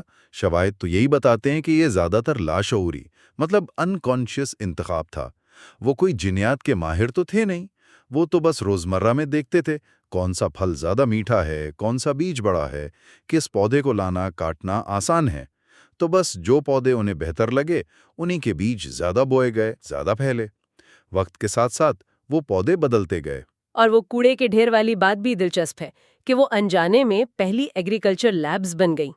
لوگ اچھے پھل کھا کر بیج وہیں پھینکتے ہوں گے بالکل، اور وہیں سے وہ اگ جاتے ہوں گے جو انہیں پسند تھے۔ ہاں بالکل۔ بادام کی مثال تو کمال کی ہے۔ جو جنگلی بادام ہوتے ہیں نا، وہ کڑوے اور زہریلے ہوتے ہیں، ان میں سائنائڈ ہوتا ہے۔ لیکن کبھی کبھی قدرت خود ہی ایک تبدیلی لاتی ہے، جین بدلتا ہے اور کوئی ایک درخت وہ میٹھے بادام دینے لگتا ہے۔ اچھا، ہاں، اب جنگل میں تو شاید پرندے اسے چھوڑ دیں، لیکن انسانوں نے، شاید کسی نے چکھ لیا ہوگا حادثاتی طور پر، انہیں پتہ چلا کہ یہ تو ٹھیک ہے، پھر انہوں نے انہی درختوں کے بیج شروع میں شاید کوڑے میں پھینکے ہوں، بعد میں جان بوجھ کر اگائے ہوں، اور یوں وہ زہریلا جنگلی بادام آج کا کھانے والا بادام بن گیا۔ کمال ہے۔ مطلب زہر سے غذا تک کا سفر صرف مشاہدے اور قسمت سے۔ اور مثالیں ہیں اس طرح کے غیر ارادی انتخاب کی؟ جی ہاں، بہت ہیں۔ گندم اور جو کو دیکھیں، جنگلی گندم جب پکتی تھی تو اس کے دانے خود ہی بکھر جاتے تھے۔ اچھا، اب کسان کے لیے تو یہ نقصان دہ تھا، تو جن پودوں کے دانے مضبوطی سے لگے رہتے تھے، نان شیٹرنگ سٹاکس، ان کی کٹائی آسان تھی، بیج ضائع نہیں ہوتے تھے، تو کسان نے لاشعوری طور پر انہی پودوں کو زیادہ اکٹھا کیا، انہی کو بویا۔ اسی طرح مٹر ہیں، جن کے بیج ایک ساتھ اور جلدی اگتے تھے، وہ کسان کے لیے زیادہ کارآمد تھے۔ مطلب وقت بچتا تھا اور فصل ایک ساتھ تیار ہوتی تھی۔ بالکل، بجائے اس کے کہ کچھ بیج اب اگیں کچھ مہینے بعد، تو کسان کے عمل نے ہی ان خصوصیات کو چن لیا۔ اور پودوں کی اپنی افزائش نسل کی عادتیں، ان کا بھی کوئی کردار تھا؟ ہاں، وہ بھی اہم تھا۔ بہت سے جنگلی پودے کراس پولینیشن کرتے ہیں، مطلب ایک پودے کا پولن دوسرے پر جاتا ہے، اس سے نسل تو بدلتی رہتی ہے، لیکن اگر کسان کو کوئی اچھی قسم مل گئی تو گارنٹی نہیں کہ اگلی نسل میں وہ خوبی رہے گی۔ ہاں، وہ تو مکس ہو جائے گی۔ جی، لیکن جو پودے خود اپنے بیج بنا سکتے تھے، سیلف پولینیٹنگ، وہ کسانوں کے لیے بہتر تھے، کیونکہ ان کی اچھی خاصیت اگلی نسل میں بھی ویسی ہی رہتی تھی۔ یہ بات بھی حیران کن ہے کہ ایک ہی جنگلی پودے سے انسان نے کتنی مختلف چیزیں بنا لیں، جیسے وہ گوبھی والی مثال ہے۔ بالکل صحیح کہا آپ نے۔ جنگلی گوبھی شاید کوئی عام سا پودا ہو، لیکن انسان نے اس کے مختلف حصوں کو اہمیت دی۔ کسی کو پتے اچھے لگے تو بند گوبھی بن گئی، یا وہ ہرے پتوں والی گوبھی کیل۔ کسی نے تنا پسند کیا تو وہ گھٹ گوبھی بن گئی۔ کلیاں پسند آئیں تو برسل سپراؤٹ آ گئے۔ پھول اچھے لگے تو پھول گوبھی اور بروکلی بن گئی۔ یہ سب ایک ہی پودے کی اولاد ہیں۔ واقعی یہ انسانی انتخاب کی طاقت دکھاتا ہے۔ اچھا، یہ تو سمجھ آ گیا کہ یہ ہوا کیسے، لیکن پھر وہ بڑا سوال کہ یہ سب سے پہلے اور اتنے بڑے پیمانے پر زرخیز ہلال فرٹائل کریسنٹ میں ہی کیوں ہوا؟ کیا وہاں کے لوگ زیادہ سمجھدار تھے؟ نہیں، سمجھداری کی بات نہیں تھی، یہ جغرافی اور ماحول کی قسمت تھی۔ زرخیز ہلال کو کئی قدرتی فائدے حاصل تھے۔ ایک تو وہاں کا موسم، میڈیٹرینین کلائمیٹ جسے کہتے ہیں، یعنی سردیاں گیلی اور گرمیاں خشک۔ جی، ہلکی گیلی سردیاں اور لمبی گرم خشک گرمیاں۔ یہ موسم ان پودوں کے لیے بہترین ہے جو سال میں ایک بار فصل دیتے ہیں، اینیولز۔ وہ اپنی ساری توانائی بڑے غذائیت سے بھرپور بیج بنانے میں لگاتے ہیں، اناج، دالیں وغیرہ، تاکہ خشک موسم گزار سکیں، اور یہی بڑے بیج انسان کے لیے بہترین خوراک تھے۔ اچھا، اور کیا فائدے تھے؟ دوسرا، وہاں ایسے پودوں کی تعداد زیادہ تھی جو خود اپنے بیج بنا سکتے تھے، سیلف پولینیٹنگ، جو کسانوں کے لیے آسانی تھی، جیسا ہم نے ذکر کیا۔ تیسرا، زرخیز ہلال دنیا کا سب سے بڑا علاقہ ہے جہاں یہ میڈیٹرینین موسم پایا جاتا ہے۔ بڑا علاقہ مطلب زیادہ اقسام کے پودے، یعنی انتخاب کے لیے زیادہ آپشنز۔ اور چوتھا، وہاں موسمی اتار چڑھاؤ بھی زیادہ تھا۔ اس نے بھی ایسے پودوں کو فروغ دیا جو بڑے بیجوں پر انحصار کرتے ہوں۔ تو کیا اس کے کوئی اعداد و شمار بھی ہیں؟ مطلب ثبوت हाँ बिल्कुल हैं। मार्क ब्लूमर ने एक तहकीक की। उन्होंने दुनिया की 56 सबसे अहम बड़ी बीज वाली जंगली घासों को देखा।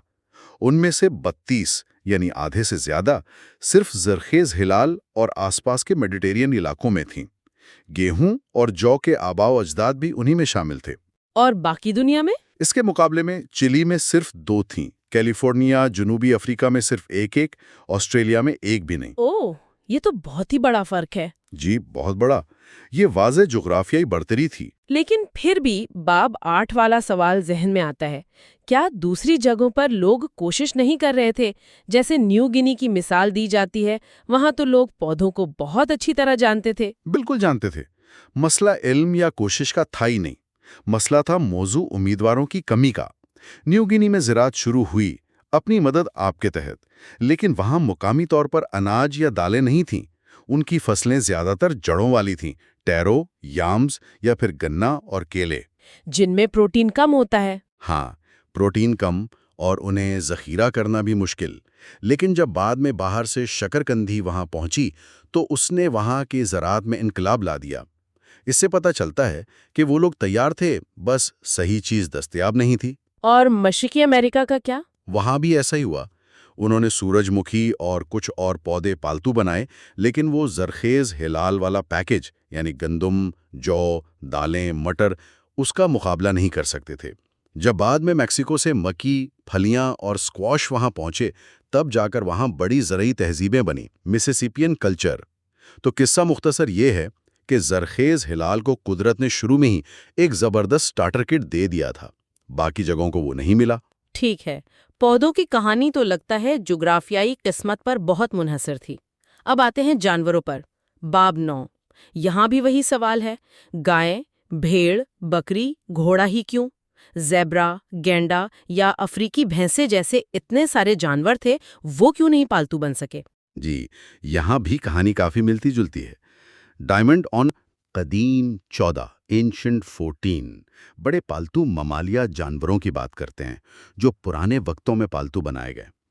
उनमें से 5 सबसे अहम हैं: भेड़, बकरी, गाय, सूअर और घोड़ा। और हैरानी की बात यह है कि इन 14 में से 13 यूरेशिया के थे। 13? सिर्फ एक बाहर का? हाँ, सिर्फ लामा और अल्पैका जनूबी अमेरिका के, बाकी सब यूरेशिया। और इन जानवरों ने तो इंसानी तारीख बदल दी। गोश्त, दूध, खाद, हल चलाने की ताकत, ट्रांसपोर्ट, कपड़े, जंगें, सब कुछ। बिल्कुल। और यहाँ भी वही बात, उम्मीदवार कहाँ ज्यादा थे? यूरेशिया में।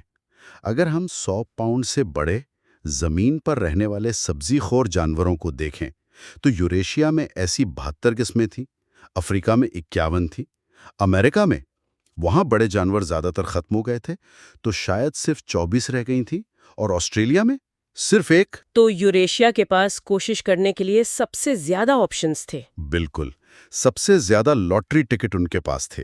तो फिर यहाँ वो एना केरीना उसूल कहाँ से आया, टॉल्स्टॉय के नोवेल्स का? सारे खुशहाल खानदान एक जैसे होते हैं, हर नाखुश खानदान अपने तरीके से नाखुश होता है। इसका क्या ताल्लुक? ताल्लुक ये है कि किसी जानवर को कामयाबी से पालतू बनाने के लिए ना बहुत सारी शर्तों का एक साथ पूरा होना ज़रूरी है। बिल्कुल एक खुशहाल शादी की तरह। बिल्कुल। अगर कोई जानवर इनमें से सिर्फ एक शर्त भी पूरी ना करे तो बस वो पालतू नहीं बन सकता, वो नाखुश शादी है। अच्छा। जबकि वो जो कदीम 14 हैं वो सब के सब उन सारी शर्तों पर पूरे उतरते थे, और बाकी सैकड़ों उम्मीदवार वो किसी न किसी एक या ज्यादा वजह से फेल हो गए। तो वो क्या वजूहात थीं, क्या शर्तें थीं जिनका पूरा होना लाजमी था? कई चीजें थीं। पहली, खुराक, डाइट। गोश्तखोर जानवर पालना बहुत महंगा है, आपको उन्हें खिलाने के लिए और जानवर पालने पड़ेंगे, तो जाहिर है सारे बड़े पालतू जानवर सब्जीखोर हैं। ठीक। दूसरी, बढ़ने की रफ्तार, ग्रोथ रेट। जो जानवर बहुत आहिस्ता बड़े होते हैं जैसे हाथी या गोरिल्ला, उन्हें पालना फायदेमंद नहीं, किसान सालों इंतजार नहीं कर सकता। तीसरी, कैद में अफजाइश नस्ल, कैप्टिव ब्रीडिंग। बहुत से जानवर कैद में बच्चे पैदा नहीं करते, उनकी मिलाप की रस्में होती हैं, वो माहौल नहीं मिलता। जैसे चीता है, उसे अफजाइश नस्ल से पहले बहुत भागदौड़ की जरूरत होती है, पिंजरे में कैसे होगा? सही। चौथी, मिजाज। सीधी सी बात है, जो जानवर खतरनाक हो जैसे ग्रिजली बीच या अफ्रीकी भैंसा, उसे कौन पालेगा? लेकिन ज़ीब्रा वो तो घोड़े जैसा लगता है। हाँ, लगता है, लेकिन होता नहीं है। ज़ीब्रा बहुत खतरनाक और नाकाबिले एतबार जानवर है। चिड़ियाघर वाले बताते हैं कि ज़ीब्रा अपने रखवालों को शेरों से ज्यादा जख्मी करते हैं। हैं, ये तो मुझे नहीं पता था। जी, तो मिजाज बहुत अहम है। 5वां है घबराहट, टेंडेंसी टू पैनिक। बहुत से जानवर जैसे हिरन या गजाल जरा से खतरे पर बदहवास होकर भागते हैं। उन्हें ना बाड़े में रखना आसान है, ना हाँकना। रेंडियर इस मामले में थोड़ा बेहतर है। अच्छा, और आखिरी वजह आपने कहा था समाजी ढांचे से मुतल्लिक है। जी, सामाजिक ढांचा यानी सोशल स्ट्रक्चर, ये बहुत ज़रूरी है। कामयाब पालतू जानवर अक्सर रीवड़ में रहते हैं। उनमें एक लीडर होता है, एक सामाजिक तरतीब होती है।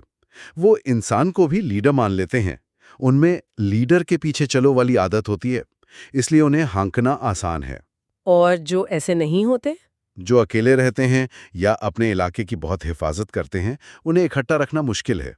या जिनके रीवड़ में कोई लीडर नहीं होता, या जो अफजाइश नस्ल के मौसम में आपस में बहुत लड़ते हैं, उन्हें भी काबू करना, पालना तकरीबन नामुमकिन है। तो मतलब ये हुआ कि किसी एक आध जानवर को सधा लेना शायद मुमकिन हो, लेकिन पूरी नस्ल को पालतू बनाना, इसके लिए बहुत सी चीज़ों का एक साथ होना ज़रूरी था। बिल्कुल। और आज भी जब साइंसदानों ने कोशिश की है ना दूसरे जानवरों को पालने की, जैसे एलेंड या मॉस को, तो उन्हें वही पुरानी मुश्किलें पेश आईं। इसका मतलब है कि पुराने लोगों ने भी कोशिश ज़रूर की होगी। यकीनन की होगी। तो खुलासा ये निकला कि जानवरों को पालना भी कोई जहानत का मुकाबला नहीं था। ये किस्मत की बात थी कि किस बरे-आज़म को ऐसे जानवर मिले जिनमें ये सारी खूबियां इकट्ठी थीं। और यूरेशिया ये लॉटरी जीत गया। और जब बाद में यूरेशियाई जानवर जैसे घोड़े अमेरिका पहुंचे, तो वहां के लोगों ने फौरन उन्हें अपना लिया। इससे जाहिर है कि उनमें समझ की कमी नहीं थी, बस पहले सही जानवर ही नहीं थे। तो इन अव्वाब का निचोड़ ये है कि तारीख किस तरफ जाएगी, ये तय करने में जोग्राफिया और बायोलॉजी का किरदार बहुत ही बड़ा था। ये सिर्फ इंसान की मर्जी या कोशिश नहीं थी, बल्कि ये भी था कि कुदरत ने उसे क्या ऑप्शंस दिए थे। बिल्कुल। और जरखेज हिलाल की खास खुशकिस्मती यही थी कि वहां दोनों चीजें मिल गईं, बेहतरीन पौधे भी और बेहतरीन जानवर भी। इस कॉम्बिनेशन ने वहां खुराक पैदा करने का ऐसा निजाम बनाया जो बाकी दुनिया में नहीं बन सका। कुदरत की हुदूद और इंसान की ज़रूरतें, इनके मिलने से तहजीब बनी और ताकत का तवाज़ुन बदल गया। और ये सारा अमल, चाहे पौधों का हो या जानवरों का, अक्सर जानबूझकर नहीं हुआ, बल्कि अनजाने में हादसाती तौर पर हुआ। लेकिन इसके नतीजे बहुत गहरे निकले, जिसने दुनिया का नक्शा बदल दिया। बिल्कुल सही। अगले हिस्से में हम इसी बात को आगे बढ़ाएंगे और देखेंगे कि ये खुराक, जानवर और इनसे आने वाले जरासीम, इन सब ने मिलकर दुनिया में ताकत के अदम तवाज़ुन की बुनियाद कैसे रखी। और जाते जाते सामणी के लिए एक सवाल छोड़े जाता हूँ। जरा अपने आसपास किसी जंगली पौधे या जानवर के बारे में सोचिए। जो आज हमने बातें की, उनकी रोशनी में क्या आप अंदाजा लगा सकते हैं कि वो एना कैरिना उसूल की कौन सी शर्त पूरी नहीं करता होगा? क्या वजह हो सकती है कि उसे पालतू नहीं बनाया गया? इस पर जरूर सोचिएगा। माजी से हाल तक में दोबारा खुशामदीद। ये गुफ्तगू मस्नूई जहानत से तैयार हुई है, तो हो सकता है कहीं तलफ़्फ़ुज़ या ग्रामर की मामूली खलती रह जाए। हमारा मकसद तो वही है, दुनिया की पेचीदा तारीख को आसान बनाना, और ख़ास तौर पर जैरेड डायमंड जैसी अहम किताबों के जो बुनियादी ख़यालात हैं, इन्हें वाज़े और दिलचस्प अंदाज में आप तक पहुँचाना। आज हम जैरेड डायमंड की मशहूर किताब गन्स, जर्म्स और स्टील के एक बहुत अहम हिस्से का जायजा ले रहे हैं, बाब 10 से 12 तक। और इन अब्बाब के उन्वान भी खुद एक कहानी सुनाते हैं। जैसे बाब 10 है वसी आसमान और झुके हुए मैवर, बाब 11 मवेशियों का महलिक तोहफा, और बाब 12 खाके और उधार लिए गए हरूफ। इन अब्बाब में डायमंड हमें समझाते हैं कि कैसे जोग्राफिया ने खुराक और टेक्नोलॉजी के फैलाव पर असर डाला, कैसे हमारे पालतू जानवर अनजाने में महलिक जरासीम का जरिया बन गए, और कैसे लिखने की सलाहियत ने तहजीबों की तश्कील में किलीदी किरदार अदा किया। बुनियादी सवाल वही है जो किताब के शुरू में था, तारीख मुख्तलिफ बर्रे-आज़मों पर इतने अलग अंदाज में क्यों आगे बढ़ी? ذہانت یا صلاحیتوں کا نہیں تھا، یہ تو ماحول اور جغرافیائی حالات کی دین تھا۔ وہ بتاتے ہیں کہ کیسے جغرافیہ نے خاص طور پر یوریشیا جیسے براعظموں پر خیالات، فصلوں، جانوروں کی تیز رفتار حرکت کو ممکن بنایا، اور اسی وجہ سے انہیں دوسروں پر ایک آپ کہہ لیں برتری سی مل گئی۔ اور پھر مویشیوں کی بات آتی ہے، وہ صرف خوراک نہیں تھے بلکہ ان سے بیماریاں بھی آئیں۔ جی ہاں، ایسی بیماریاں جنہوں نے بعد میں ان معاشروں کو تباہ کر دیا جن میں ان کے خلاف کوئی مدافعت نہیں تھی۔ اور آخر میں تحریر کی ایجاد اور پھیلاؤ، جس نے علم کو محفوظ کرنا ممکن بنایا، پیچیدہ ادارے بنانے میں مدد دی۔ صحیح کہا۔ تو اس حصے کے آخر تک ہمیں یہ سمجھ آ جائے گا کہ کیسے جغرافیہ، بیماریاں اور مواصلات یعنی لکھنا پڑھنا وہ پوشیدہ طاقتیں بنی جنہوں نے انسانی تاریخ کا رخ موڑ دیا۔ تو آئیے اس کھوج کا آغاز کریں باب 10 سے، وسیع آسمان اور جھکے ہوئے محور۔ یہ عنوان ہی بڑا دلچسپ ہے۔ مصنف یہاں بر اعظموں کے محوروں یعنی ایکسس کے جھکاؤ کی بات کرتے ہیں۔ یہ کیسے اہم ہو سکتا ہے بھلا؟ جی، یہ ایک ایسا نقطہ ہے جو شاید پہلی نظر میں معمولی لگے، لیکن اس کے اثرات بہت گہرے ہیں۔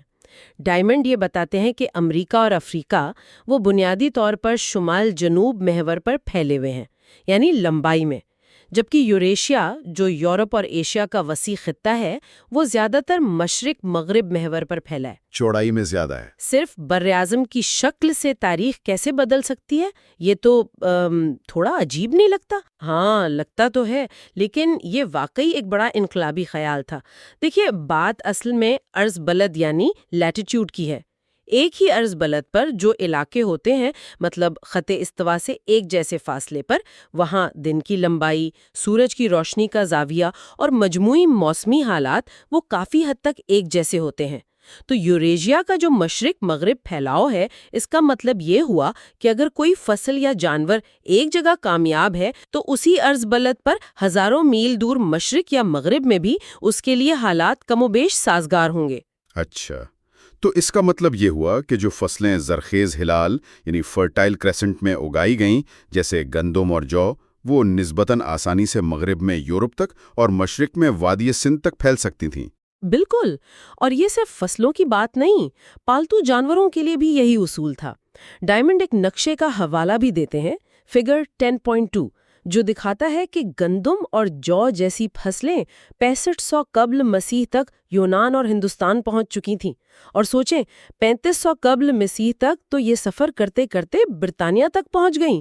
یہ تو مطلب بہت ہی تیز رفتار پھیلاؤ تھا۔ اس کا ایک نتیجہ یہ بھی نکلا کہ جہاں یہ کامیاب فصلیں پہنچیں، وہاں لوگوں نے مقامی پودوں کو کاشت کرنے کی زیادہ کوشش ہی نہیں کی، کیونکہ ایک تیار شدہ زیادہ پیداواری پیکیج انہیں مل گیا۔ لیکن امریکہ اور افریقہ میں صورتحال مختلف تھی۔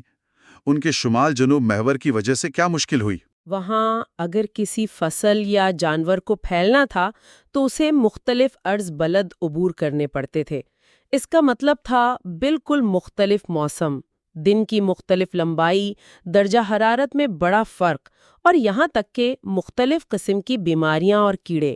مثال کے طور پر زرخیز ہلال کی فصلیں افریقہ میں شمال سے جنوب کی طرف پھیلیں، ایتھوپیا کے ٹھنڈے پہاڑی علاقوں تک تو پہنچ گئیں، لیکن اس سے آگے جو تقریباً 2000 میل کا گرم، مرطوب استوائی علاقہ تھا، اسے عبور نہیں کر سکیں اور جنوبی افریقہ کے معتدل علاقوں تک بہت دیر سے پہنچیں۔ اور جانوروں کے ساتھ بھی ایسا ہی ہوا؟ جی ہاں، افریقہ میں مویشیوں کے پھیلاؤ میں ٹسی ٹسی مکھی اور اس سے پھیلنے والی بیماریوں نے بہت بڑی رکاوٹ ڈالی، جو خاص طور پہ گرم علاقوں میں ہوتی ہیں۔ اسی طرح امریکہ میں دیکھیں، مکئی جو میکسیکو میں کاشت ہونا شروع ہوئی، اسے شمال کی طرف پھیل کر مشرقی شمالی امریکہ تک پہنچنے میں کئی ہزار سال لگ گئے۔ وجہ یہ تھی کہ مکئی کو مختلف عرض بلد کے مطابق جینیاتی طور پر بدلنا پڑا۔ لاما اور الپاکا بھی جو جنوبی امریکہ کے پہاڑوں میں پالے گئے، وہ کبھی وسطی یا شمالی امریکہ نہیں پہنچے۔ ان محوروں کے علاوہ کیا کوئی اور جغرافیائی رکاوٹیں بھی تھیں؟ یقیناً، شمالی افریقہ میں صحرائے اعظم جیسا بڑا صحرا، شمالی میکسیکو کے صحرا اور پناما کا وہ تنگ پہاڑی اور جنگلوں بھرا زمینی راستہ جو شمالی اور جنوبی امریکہ کو جوڑتا ہے، یہ سب قدرتی رکاوٹیں تھیں جنہوں نے فصلوں، جانوروں، ٹیکنالوجی اور شاید نظریات کے پھیلاؤ کو بھی سست کیا یا روکا۔ یوریشیا میں ایسی بڑی رکاوٹیں نسبتاً کم تھیں۔ تو خلاصہ یہ ہوا کہ یوریشیا کی جغرافیائی ساخت نے اسے قدرتی طور پر ایک طرح کا ہائی وے دے دیا جس پر خوراک، جانور، خیالات تیزی سے سفر کر سکتے تھے، جبکہ امریکہ اور افریقہ کو زیادہ مشکل راستوں کا سامنا کرنا پڑا۔ بالکل، یہ ایک بنیادی وجہ تھی جس نے یوریشیائی معاشروں کو خوراک کی پیداوار اور اس سے جڑی ترقی میں ایک آپ کہہ لیں ابتدائی برتری دلائی۔ یہ کوئی نسلی برتری نہیں تھی، خالصتاً جغرافیائی قسمت تھی۔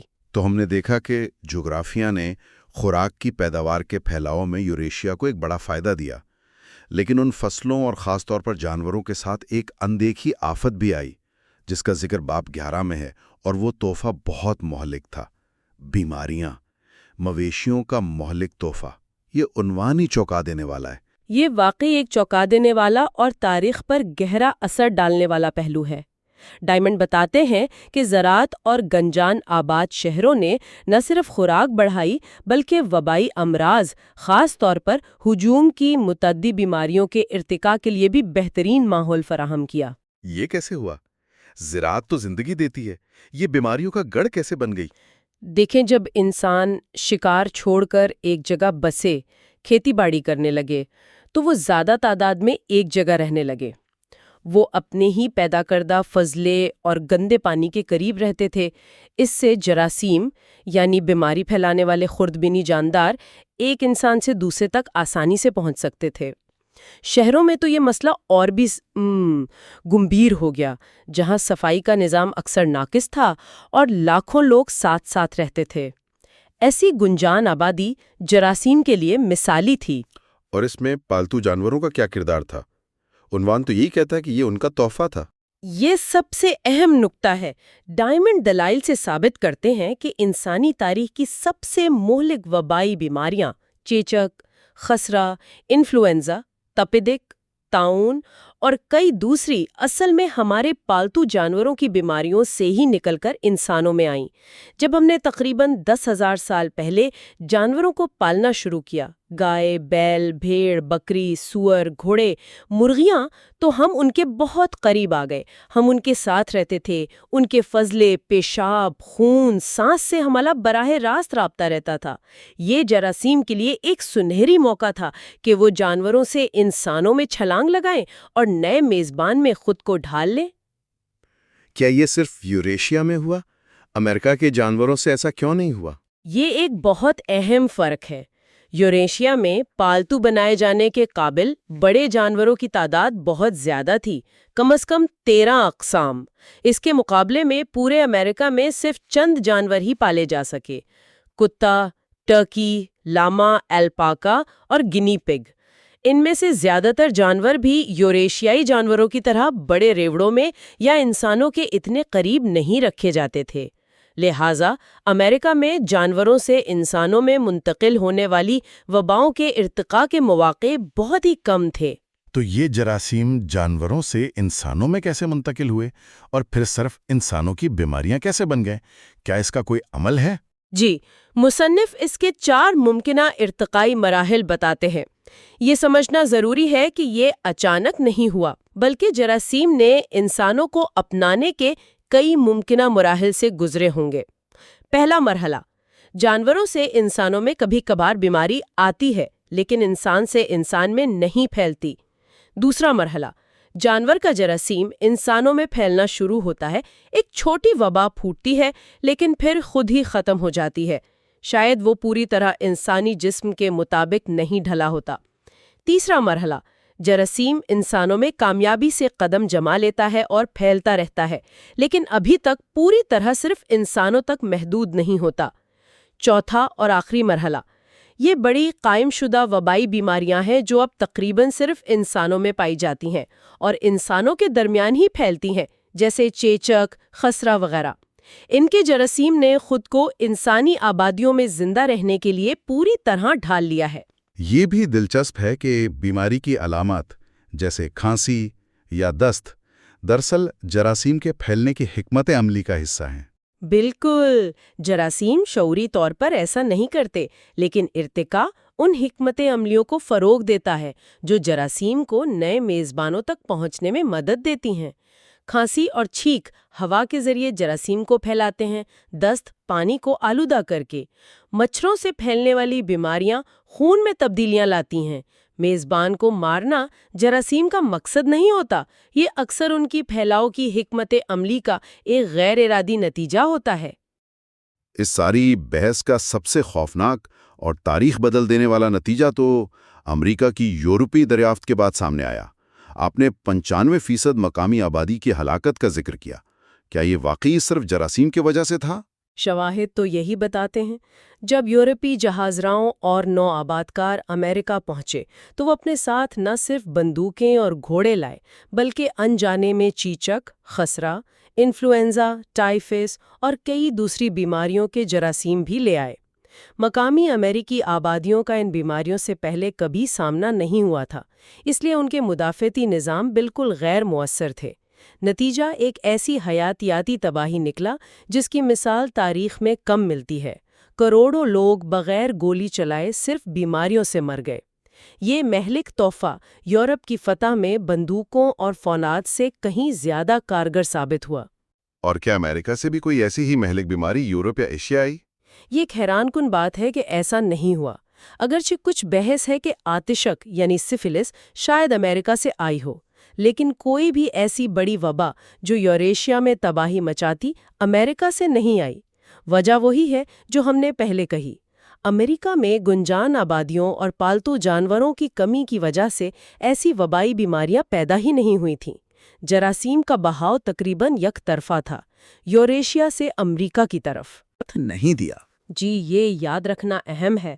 جب یورپیوں نے پرانی دنیا کے گرم اور مرطوب علاقوں جیسے افریقہ، ہندوستان، جنوب مشرقی ایشیا میں نوآبادیات قائم کرنے کی کوشش کی تو انہیں وہاں کی مقامی بیماریوں، خاص طور پر ملیریا اور زرد بخار کا سامنا کرنا پڑا۔ ان بیماریوں کے خلاف یورپیوں میں کوئی خاص مدافعت نہیں تھی اور ان علاقوں میں یورپیوں کی شرح اموات بہت زیادہ تھی۔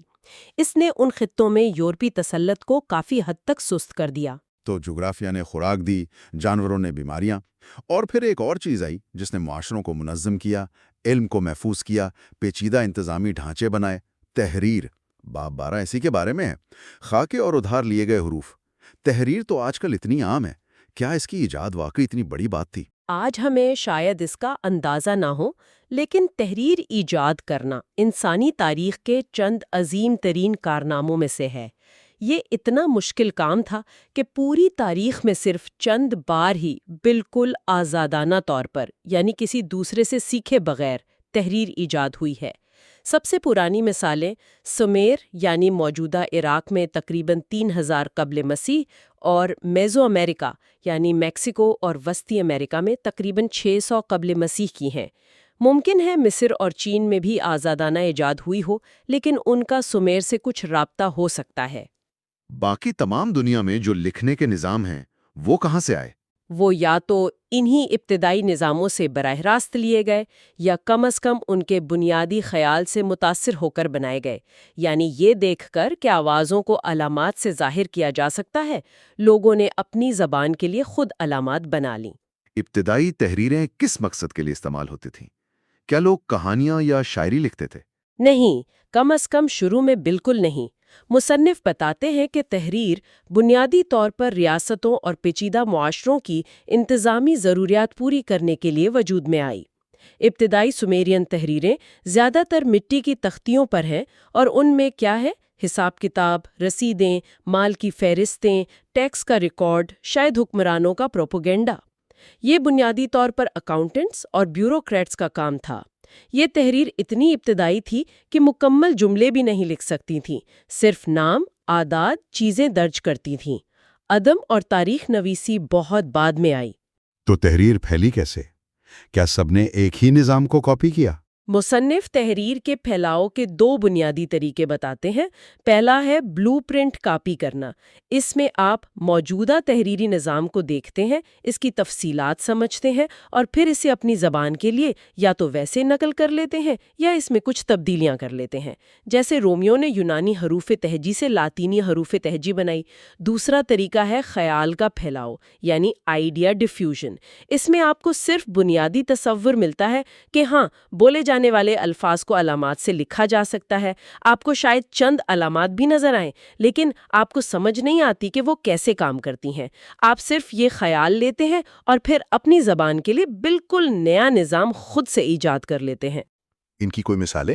حروف تہجی یعنی الفابet کے ایجاد اور پھیلاؤ بلو پرنٹ کاپی کرنے کی بہترین مثال ہے۔ غالباً یہ خیال مصری ہائیروگلفک سے متاثر ہو کر سامی زبانیں بولنے والوں نے لیا۔ انہوں نے یہ انقلابی قدم اٹھایا کہ ہر حرف صحیح یعنی کانسوننٹ کے لیے صرف ایک مخصوص علامت استعمال کی۔ انہوں نے ان حروف کو یاد کرنے کے لیے ایک ترتیب دی، الف، بیت، گیمل، اور انہیں بامعنی نام دیے۔ یہ نظام اتنا سادہ اور کارگر تھا کہ اسے فینیشین تاجروں نے پھیلایا، یونانیوں نے اپنایا اور اس میں حروف علت یعنی واؤلز کا اضافہ کیا، پھر رومیوں نے، اور آج دنیا کے بیشتر لکھنے کے نظام اسی سے نکلے ہیں۔ اور خیال کے پھیلاؤ کی مثال؟ اس کی ایک شاندار مثال شمالی امریکہ کی چیروکی قوم کے سیکویا نامی شخص کی ہے۔ سیکویا 1820 کی دہائی میں رہتا تھا اور وہ خود لکھنا پڑھنا نہیں جانتا تھا، لیکن اس نے سفید فام آبادکاروں کو کاغذ پر لکھتے دیکھا اور سمجھ گیا کہ ان نشانات سے پیغام رسانی ممکن ہے۔ اس نے یہ خیال لیا اور تقریباً 10 سال کی محنت کے بعد اپنی چیروکی زبان کے لیے ایک مکمل طور پر نیا اور منفرد تحریری نظام وضع کر لیا۔ یہ ایک سیلیبری تھی جس میں ہر علامت ایک پورے سیلیبل کی نمائندگی کرتی تھی، جیسے کا، گی، لو۔ اس نے شاید انگریزی حروف کی شکلیں دیکھی ہوں، لیکن ان کی آوازیں بالکل مختلف اور اپنی زبان کے مطابق رکھی تھیں۔ یہ خیال کے پھیلاؤ کی کلاسک مثال ہے۔ تو تحریر کا ہونا یا نہ ہونا بھی تاریخ پر اثر انداز ہوا؟ بہت زیادہ۔ جن معاشروں نے تحریر ایجاد کی یا اپنا لی، انہیں علم کو نسل در نسل منتقل کرنے، پیچیدہ قوانین بنانے، بڑے انتظامی ڈھانچے چلانے، نقشے بنانے، تجارتی معاہدے کرنے اور دور دراز علاقوں تک احکامات پہنچانے میں بہت آسانی ہوئی۔ اس کے برعکس وہ معاشرے جہاں تحریر نہیں تھی، جیسے آسٹریلیا کے اصل باشندے، بحر اقاحل کے بیشتر جزائر، سب سہارا افریقہ کا بڑا حصہ اور زیادہ تر امریکہ، وہ علم اور تنظیم کی اس طاقت سے محروم رہے۔ تحریر یوریشیائی معاشروں کو ملنے والی ایک اور اہم برتری تھی۔ تو ان 3 ابواب 10، 11 اور 12 کا جائزہ لینے کے بعد تصویر کافی واضح ہوتی ہے۔ بظاہر غیر متعلق نظر آنے والے عوامل نے مل کر تاریخ کا دھارا موڑ دیا۔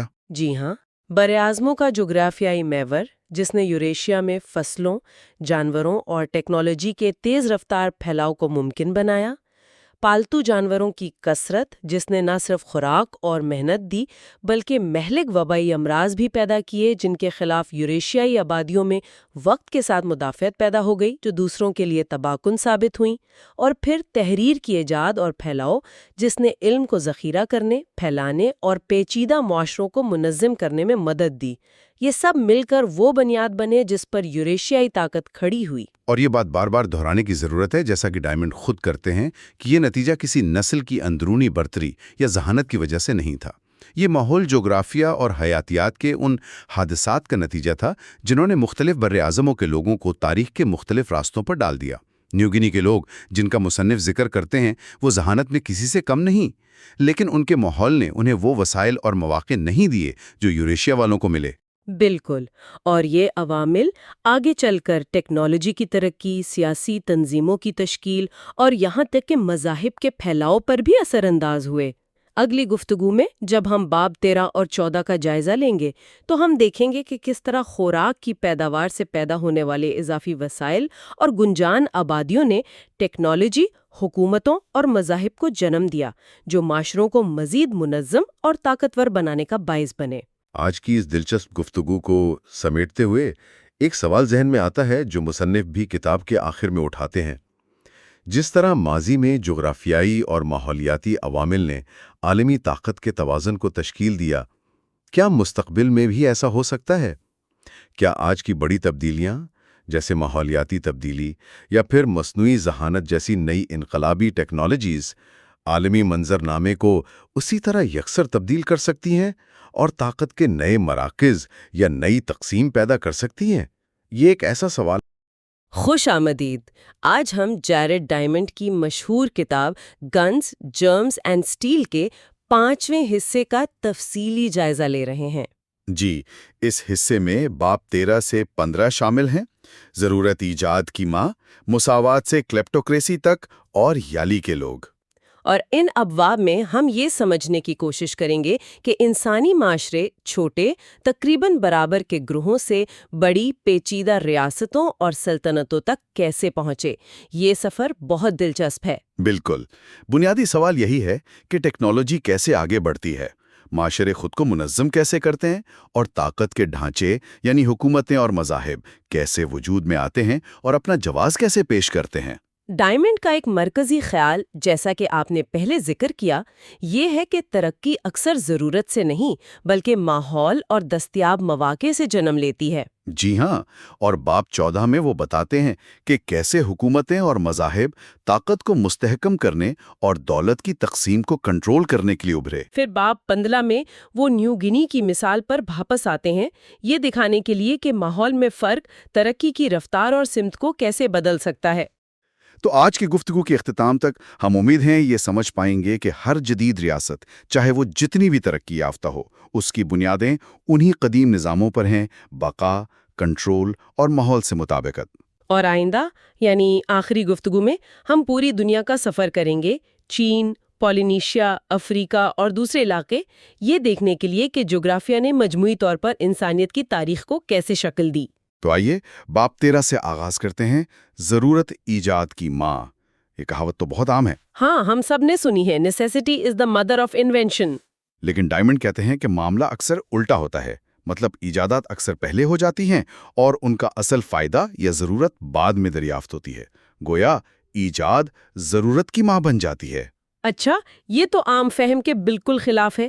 کیا آپ اس کی کوئی مثال دے سکتے ہیں؟ یقیناً، ایڈیسن کا فونوگراف 1877، آج ہم اسے موسیقی کے لیے جانتے ہیں، جی بالکل۔ مگر ایڈیسن نے اسے اصل میں دفتروں میں خطوط وغیرہ ریکارڈ کرنے والی مشین کے طور پر سوچا تھا۔ موسیقی کا استعمال تو بہت بعد میں آیا اور وہ اتفاقاً زیادہ مقبول ہو گیا۔ یہ واقعی دلچسپ ہے۔ تو یہ خیال کہ کوئی ایک ذہین شخص اچانک کچھ نیا بنا لیتا ہے، یہ بھی شاید پوری طرح درست نہیں۔ ہاں، ڈائمنڈ یہی کہتے ہیں، ایجادات الگ تھلگ واقعات نہیں ہوتی، یہ ایک بتدریج عمل ہے، نسل در نسل علم جمع ہوتا ہے، جیسے جیمز واٹ کا سٹیم انجن 1769۔ اچھا۔ انہیں خیال تب آیا جب وہ نیو کومن کے پرانے انجن 1712 کی مرمت کر رہے تھے، اور نیو کومن سے پہلے بھی سیوری 1698 اور پاپین 1680 نے اس پر کام کیا تھا۔ تو یہ عظیم موجد والی بات ایک طرح سے افسانہ ہے۔ کہہ سکتے ہیں، کوئی بھی موجد اکیلا نہیں ہوتا، ان کے پیش شروع ہوتے ہیں، ان کے بعد آنے والے ہوتے ہیں، اور ایجادات تبھی کامیاب ہوتی ہیں جب معاشرہ انہیں اپنانے کے قابل ہو۔ قدیم ٹیکنالوجی بھی ایسے ہی بڑھی، مشاہدہ، آزمائش، غلطی، پھر بہتری۔ گن پاؤڈر یا گیسولین بھی صدیوں کے تجربات کا نتیجہ ہے۔ لیکن پھر یہ سوال اہم ہو جاتا ہے کہ کچھ معاشرے نئی ٹیکنالوجی فوراً اپنا لیتے ہیں اور کچھ نہیں اپناتے۔ اس کی کیا وجوہات ہوتی ہیں؟ ڈائمنڈ اس کے کئی عوامل بتاتے ہیں۔ پہلا تو ظاہر ہے معاشی فائدہ، کیا نئی چیز پرانی سے بہتر یا سستی ہے؟ ٹھیک۔ دوسرا، سماجی قدر، کیا اسے اپنانا باعث فخر سمجھا جاتا ہے؟ تیسرا، اور یہ بہت اہم ہے، موجودہ مفادات سے ٹکراؤ تو نہیں؟ موجودہ مفادات سے ٹکراؤ، اس کی کیا مثال ہوگی؟ کلاسک مثال QWERT کی بورڈ کی ہے، 1873 میں بنا۔ جی، جو ہم آج بھی استعمال کرتے ہیں۔ بالکل، اسے جان بوجھ کر ایسا بنایا گیا تھا کہ ٹائپنگ سست ہو، تاکہ پرانی ٹائپ رائٹر مشینوں کی چابیاں آپس میں نہ الجھیں۔ کیا واقعی؟ یہ تو مجھے معلوم نہیں تھا۔ جی ہاں، بعد میں بہت بہتر تیز رفتار کی بورڈ بنے، لیکن QWERTY ہی چلتا رہا۔ کیونکہ لاکھوں لوگ اسے سیکھ چکے تھے، کمپنیاں یہی بنا رہی تھیں، ایک پورا نظام اس کے گرد بن چکا تھا۔ पुरानी टेक्नोलॉजी में सबका मफाद था। अच्छा, तो टेक्नोलॉजी की अपनी खूबी के अलावा मुआशरती और मुआशी पहलू भी बहुत अहम है। बिल्कुल। और ये भी कि कुछ माशरे फितरतन ज्यादा रिवालत पसंद होते हैं, कुछ नएपन को जल्दी कबूल करते हैं। ये रवैया वक्त के साथ बदल भी सकता है। जैसे क़ुरून वुस्ता का इस्लामी दौर बहुत इख्तराई था। और अगर कोई मुआशरा ना अपनाए तो फिर दो ही सूरतें हैं, या तो वो टेक्नोलॉजी उन तक पहुंचेगी ही नहीं, या फिर जिनके पास बेहतर टेक्नोलॉजी है वो उन पर गालिब आ जाएंगे। जैसे न्यूजीलैंड में मस्कट की जंगें हुई। आखिर में डायमंड जोग्राफिया पर बहुत जोर देते हैं। बराज़मों में टेक्नोलॉजी की तरक्की का फर्क क्यों है? इसमें तन्हाई यानी आइसोलेशन का बड़ा किरदार है। तस्मानिया की मिसाल लें, जब वो ऑस्ट्रेलिया से कटा तो वहाँ के लोग वक्त के साथ मछली पकड़ना, हड्डी के औजार बनाना, यहाँ तक कि सर्दी के कपड़े बनाना भी भूल गए। ओह, ये तो नुकसान हुआ। जी। इसी तरह जापान ने बंदूकें अपनाई, फिर सामुराई रिवायात की वजह से छोड़ दी। चीन ने अपने अजीम बहरी बेड़े खत्म कर दिए। तन्हाई या अंदरूनी फैसले तरक्की रोक सकते हैं। और बरे आज़म का साइज और आबादी? ज्यादा बड़ा इलाका, ज्यादा लोग, मतलब ज्यादा मौजद, ज्यादा मुकाबला, ज्यादा ख्यालात का तबादला। यूरेशिया का वसी होना और उसका मशरिक मगरिब फैलाव बहुत अहम था। मशरिक मगरिब फैलाव क्यों अहम था? क्योंकि इस महवर पर मौसम और माहौल ज्यादा यकसां रहता है, तो फसलें, जानवर और टेक्नोलॉजी आसानी से फैल सकती थीं। अमेरिका और अफ्रीका का शुमाल जुनूब महवर ज्यादा मुश्किल था, मौसमी और जोग्राफी रुकावटें ज्यादा थीं। और खुराक की पैदावार का पहले शुरू होना? ये सबसे बड़ी वजह थी। यूरेशिया में ज़राअत और जानवर पालना बहुत पहले शुरू हुआ। इसने आबादी बढ़ाई, शहर बसाए और पेचीदा मौशरों की बुनियाद रखी। यहीं से टेक्नोलॉजी को वो इब्तिदाई बढ़तरी मिली जो वक्त के साथ बहुत बड़ी होती गई। गोया टेक्नोलॉजी एक तरह से खुद को बढ़ाती है और यूरेशिया के जोग्राफिया ने उसे वो पहला धक्का दिया जो फैसला कुन साबित हुआ। अब आते हैं बाब 14 पर, मसावात से क्लेप्टोक्रेसी तक। ये बाब बताता है कि इंसानी मौशरे कैसे मुनज़्ज़म हुए। छोटे, बराबरी वाले ग्रुहों से बड़ी गैर मसावी रियासतों तक का सफ़र।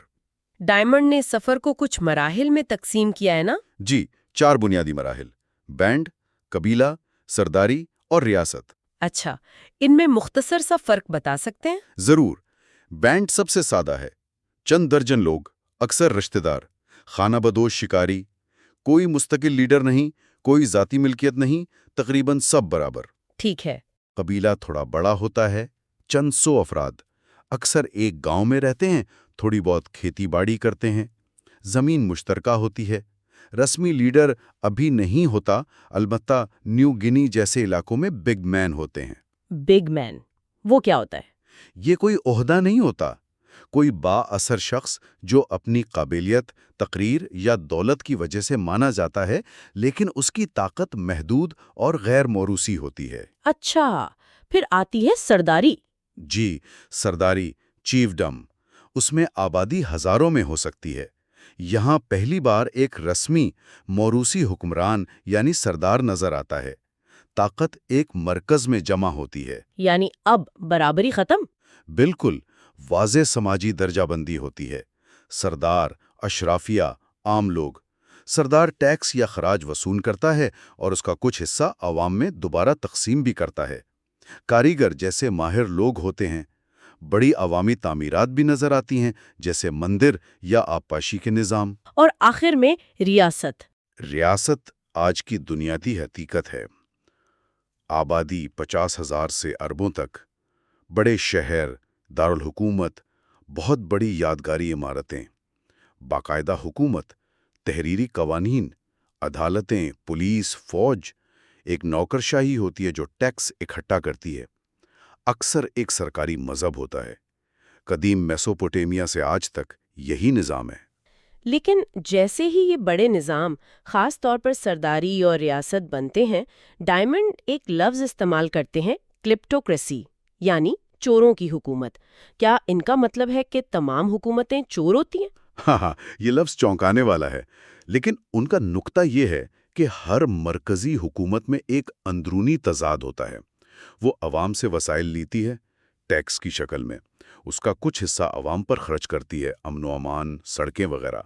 लेकिन एक बड़ा हिस्सा अशराफिया यानी हुक्मरान तबके के पास चला जाता है। तो फिर फ़र्क सिर्फ मकदार का है? जी, ایک کلیپٹوکریٹ اور ایک اچھے حکمران میں فرق بس یہ ہے کہ وہ عوام سے لی گئی دولت کا کتنا حصہ اپنے اوپر خرچ کرتا ہے اور کتنا واپس عوام کو دیتا ہے ان کی بھلائی کے لیے۔ تو پھر لوگ اسے برداشت کیوں کرتے ہیں؟ اشرافیہ یہ نظام چلاتی کیسے ہے؟ ڈائمنڈ 4 طریقے بتاتے ہیں۔ پہلا، عوام کو غیر مسلح رکھنا اور طاقت اپنے ہاتھ میں رکھنا، فوج، پولیس۔ ٹھیک۔ دوسرا، عوام سے لیے گئے ٹیکس کا کچھ حصہ مقبول چیزوں پر خرچ کرنا تاکہ لوگ خوش رہیں۔ جیسے سہولیات دینا؟ بالکل۔ تیسرا، طاقت کا استعمال امن قائم رکھنے کے لیے کرنا۔ زیادہ تر لوگ انتشار سے امن کو ترجیح دیتے ہیں، چاہے وہ جابرانہ ہی کیوں نہ ہو۔ اور چوتھا؟ چوتھا سب سے کارآمد، ایک نظریہ یا مذہب بنانا جو اس ساری غیر برابری کو، اشرافیہ کی حکمرانی کو جائز، قدرتی یا خدا کی مرضی قرار دے۔ تو یہاں مذہب کا کردار بہت اہم ہو جاتا ہے۔ انتہائی اہم۔ چھوٹے گروہوں میں بھی عقیدے تھے، لیکن وہ حکمرانوں کو جواز نہیں بخشتے تھے۔ جب مذہب نے یہ کام شروع کیا تو وہ ادارہ جاتی مذہب بن گیا۔ اس سے 2 بڑے فائدے ہوئے۔ اس نے الگ الگ خاندانوں اور قبیلوں کو ایک مشترکہ شناخت دی اور لوگوں کو اپنے وطن یا حکمران کے لیے لڑنے اور مرنے پر آمادہ کیا۔ اس سے ریاست کی فوجی طاقت بڑھی۔ ریاستیں بننے کے پرانے نظریات بھی تو ہیں، جیسے روسو کا سماجی معاہدہ یا وہ پانی والی تھیوری۔ جی، ہائیڈرولک تھیوری۔ ڈائمنڈ انہیں پوری طرح رد تو نہیں کرتے، لیکن ناکافی سمجھتے ہیں۔ وہ کہتے ہیں کہ چھوٹے معاشرے خوشی خوشی اپنی آزادی نہیں چھوڑتے، اور بڑی نہریں اکثر ریاست بننے کے بعد بنی، پہلے نہیں۔ تو پھر اصل وجہ کیا تھی ان کے نزدیک؟ بنیادی وجہ، آبادی کا بڑھنا اور گنجان ہونا۔ جب لوگ زیادہ ہو گئے تو پرانے غیر رسمی طریقے ناکام ہو گئے، جھگڑے بڑھے تو عدالتیں اور قانون چاہیے، سب مل کر فیصلے نہیں کر سکتے تھے تو حکمران چاہیے، لین دین زیادہ ہوا تو کرنسی اور ٹیکس کا نظام ضروری ہو گیا، اور زیادہ لوگوں کو کھلانے کے لیے زیادہ منظم زراعت لازم ہو گئی۔ یہی وہ آٹو کیٹالسس کی بات کرتے ہیں، خود کو بڑھانے والا عمل۔ بالکل، یہ ایک چکر ہے۔ زیادہ خوراک، زیادہ آبادی، زیادہ پیچیدہ معاشرہ، سرداریہ ریاست، بہتر ٹیکنالوجی، تنظیم، اور زیادہ خوراک اور زیادہ آبادی، یہ سلسلہ چلتا رہتا ہے۔ خوراک کی پیداوار نے نہ صرف آبادی بڑھائی، بلکہ فاضل خوراک نے ماہرین، کاریگر، فوجی، پادری اور حکمران طبقے کو جنم دیا۔ مستقل بستیوں سے ملکیت، ٹیکنالوجی اور بڑی تعمیرات ممکن ہوئیں۔ ایک آخری سوال اس باب سے، یہ چھوٹے گروہ بڑے یونٹس میں شامل کیسے ہوئے؟ کیا یہ امن سے ہوا؟ بہت کم۔ زیادہ تر انضمام یعنی امیلگمیشن جنگ یا جنگ کے خطرے کی وجہ سے ہوا۔ یا تو بیرونی دشمن کے ڈر سے چھوٹے گروہ اکٹھے ہو گئے، جیسے امریکہ میں چیروکی قبائل نے کیا، یا پھر جو زیادہ عام تھا، ایک طاقتور گروہ نے دوسروں کو فتح کر کے اپنی ریاست میں شامل کر لیا، جیسے جنوبی افریقہ میں زولو ریاست بنی۔ لیکن جنگیں تو ہمیشہ سے تھیں، ریاستیں پچھلے 10-12 ہزار سال میں ہی کیوں بنی؟ اس کا تعلق پھر آبادی کی کثافت سے ہے۔ جب زمین خالی تھی تو ہارنے والے بھاگ کر کہیں اور چلے جاتے تھے، لیکن جب اچھی زمینوں پر ہر طرف لوگ آباد ہو گئے تو بھاگنے کی جگہ نہیں رہی۔ تو پھر ان کے پاس کیا راستہ بچا؟ 3 ہی راستے تھے، یا تو مارے جائیں، یا غلام بن جائیں، یا فاتح ریاست کا حصہ بن کر رہیں۔ اس طرح آبادی کے دباؤ اور جنگ نے مل کر بڑی ریاستوں کو جنم دیا۔ یہ واقعی تاریخ کا ایک اہم پہلو ہے۔ اب چلتے ہیں آخری باب 15 کی طرف، یالی کے لوگ۔ یہ آسٹریلیا اور نیو گینی کا موازمہ ہے۔ جی، یہ ایک بہترین کیس سٹڈی ہے۔ یہ دونوں علاقے کبھی ایک ہی برائے اعظمی پلیٹ ساحول کا حصہ تھے۔ سمندر کی سطح بلند ہونے سے الگ ہوئے۔ دونوں جگہ انسان ہزاروں سال سے آباد ہیں، لیکن ان کی تاریخ بالکل مختلف ہے۔ آسٹریلیا میں یورپیوں کو خانہ بدوش شکاری ملے، پتھر کے اوزاروں والے، کوئی زراعت، دھات، تحریر نہیں، جبکہ نیو گینی میں خاص طور پر پہاڑوں میں زراعت تھی، گاؤں تھے، معاشرہ زیادہ گنجان تھا۔ ایسا کیوں؟ آسٹریلیا کے معاملے میں ڈائمنڈ کی وضاحت بنیادی طور پر ماحولیاتی ہے۔ آسٹریلیا بہت خشک اور زیادہ تر غیر زرخیز ہے، بارش بھی ناقابل اعتبار۔ اور سب سے اہم بات؟ سب سے اہم، وہاں مقامی پودوں اور جانوروں میں سے کوئی بھی آسانی سے پالنے کے قابل نہیں تھا، صرف میکیڈیمیا نٹ شاید، اس لیے وہاں زراعت شروع ہی نہیں ہو سکی۔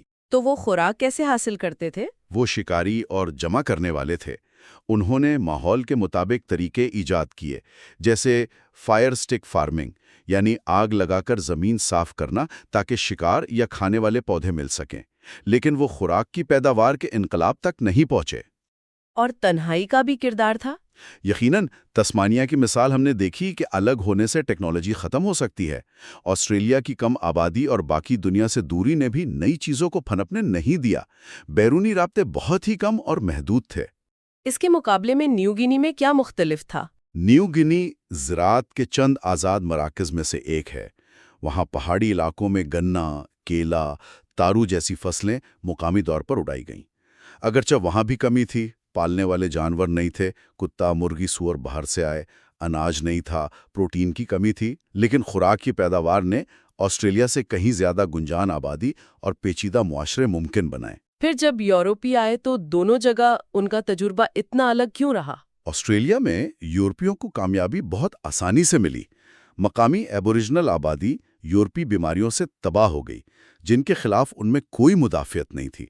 براہ راست تشدد بھی ہوا، اور آسٹریلیا کا ماحول یورپی فصلوں اور جانوروں کے لیے موزوں تھا۔ نیو گینی میں مشکل کیوں ہوئی؟ نیو گنی میں پہلے سے گنجان زرعی آبادیاں تھیں، لیکن سب سے بڑی وجہ وہاں کی بیماریاں تھیں، خاص طور پر ملیریا، جو یورپیوں کے لیے جان لیوا تھا۔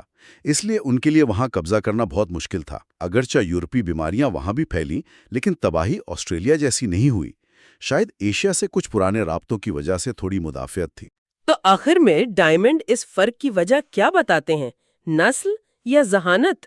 بالکل نہیں، وہ نسل پرستانہ نظریات کو سختی سے رد کرتے ہیں۔ وہ کہتے ہیں کہ فرق لوگوں میں نہیں، ان کے ماحول، جغرافیہ اور دستیاب وسائل میں تھا۔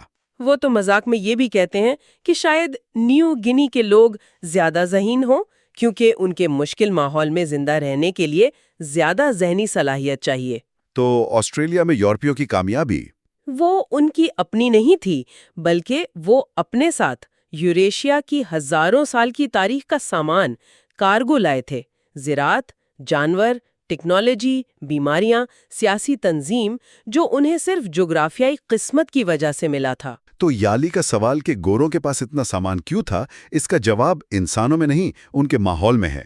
ان ابواب سے ہم نے دیکھا کہ ٹیکنالوجی کی ترقی سیدھی لکیر نہیں، معاشرتی ارتقاء حالات کا محتاج ہے، اور جغرافیہ تاریخ کا رخ موڑ دیتا ہے۔ بالکل، ضرورت ہمیشہ ایجاد کی مان نہیں ہوتی۔ طاقت کے ڈھانچے، وسائل کنٹرول کرنے آتے ہیں، اور ان میں کلیپٹوکریسی کا عنصر ہمیشہ رہتا ہے۔ آسٹریلیا اور نیو گنی کی مثالیں بتاتی ہیں کہ ماحول اور تنہائی کتنے اہم ہیں۔ یہ سب ظاہر کرتا ہے کہ جدید ریاستیں بھی انہی قدیم اصولوں پر چل رہی ہیں۔ آج کی اس گفتگو کو سمیٹتے ہوئے ایک آخری سوال سوچنے کے لیے، جس طرح قدیم معاشروں کی قسمت کا فیصلہ طاقت، وسائل اور ماحول نے کیا، کیا آج کی جدید دنیا میں بھی بنیادی طور پر یہی قوتیں کام کر رہی ہیں، چاہے ان کا انداز بدل گیا ہو؟ کیا قدیم کلیپٹوکریسی کو جائز ٹھہرانے والے دلائل اور طریقے آج کی سیاست میں کسی نہ کسی پاسٹ ٹو پریزنٹ کی اس آخری نشست میں خوش آمدید۔ آج ہم جیرڈ ڈائمنڈ کی مشہور کتاب گنز، جرمز اینڈ سٹیل کے بالکل آخری حصے پر بات کر رہے ہیں۔ جی ہاں، باب 16 سے لے کر اختتامیہ تک۔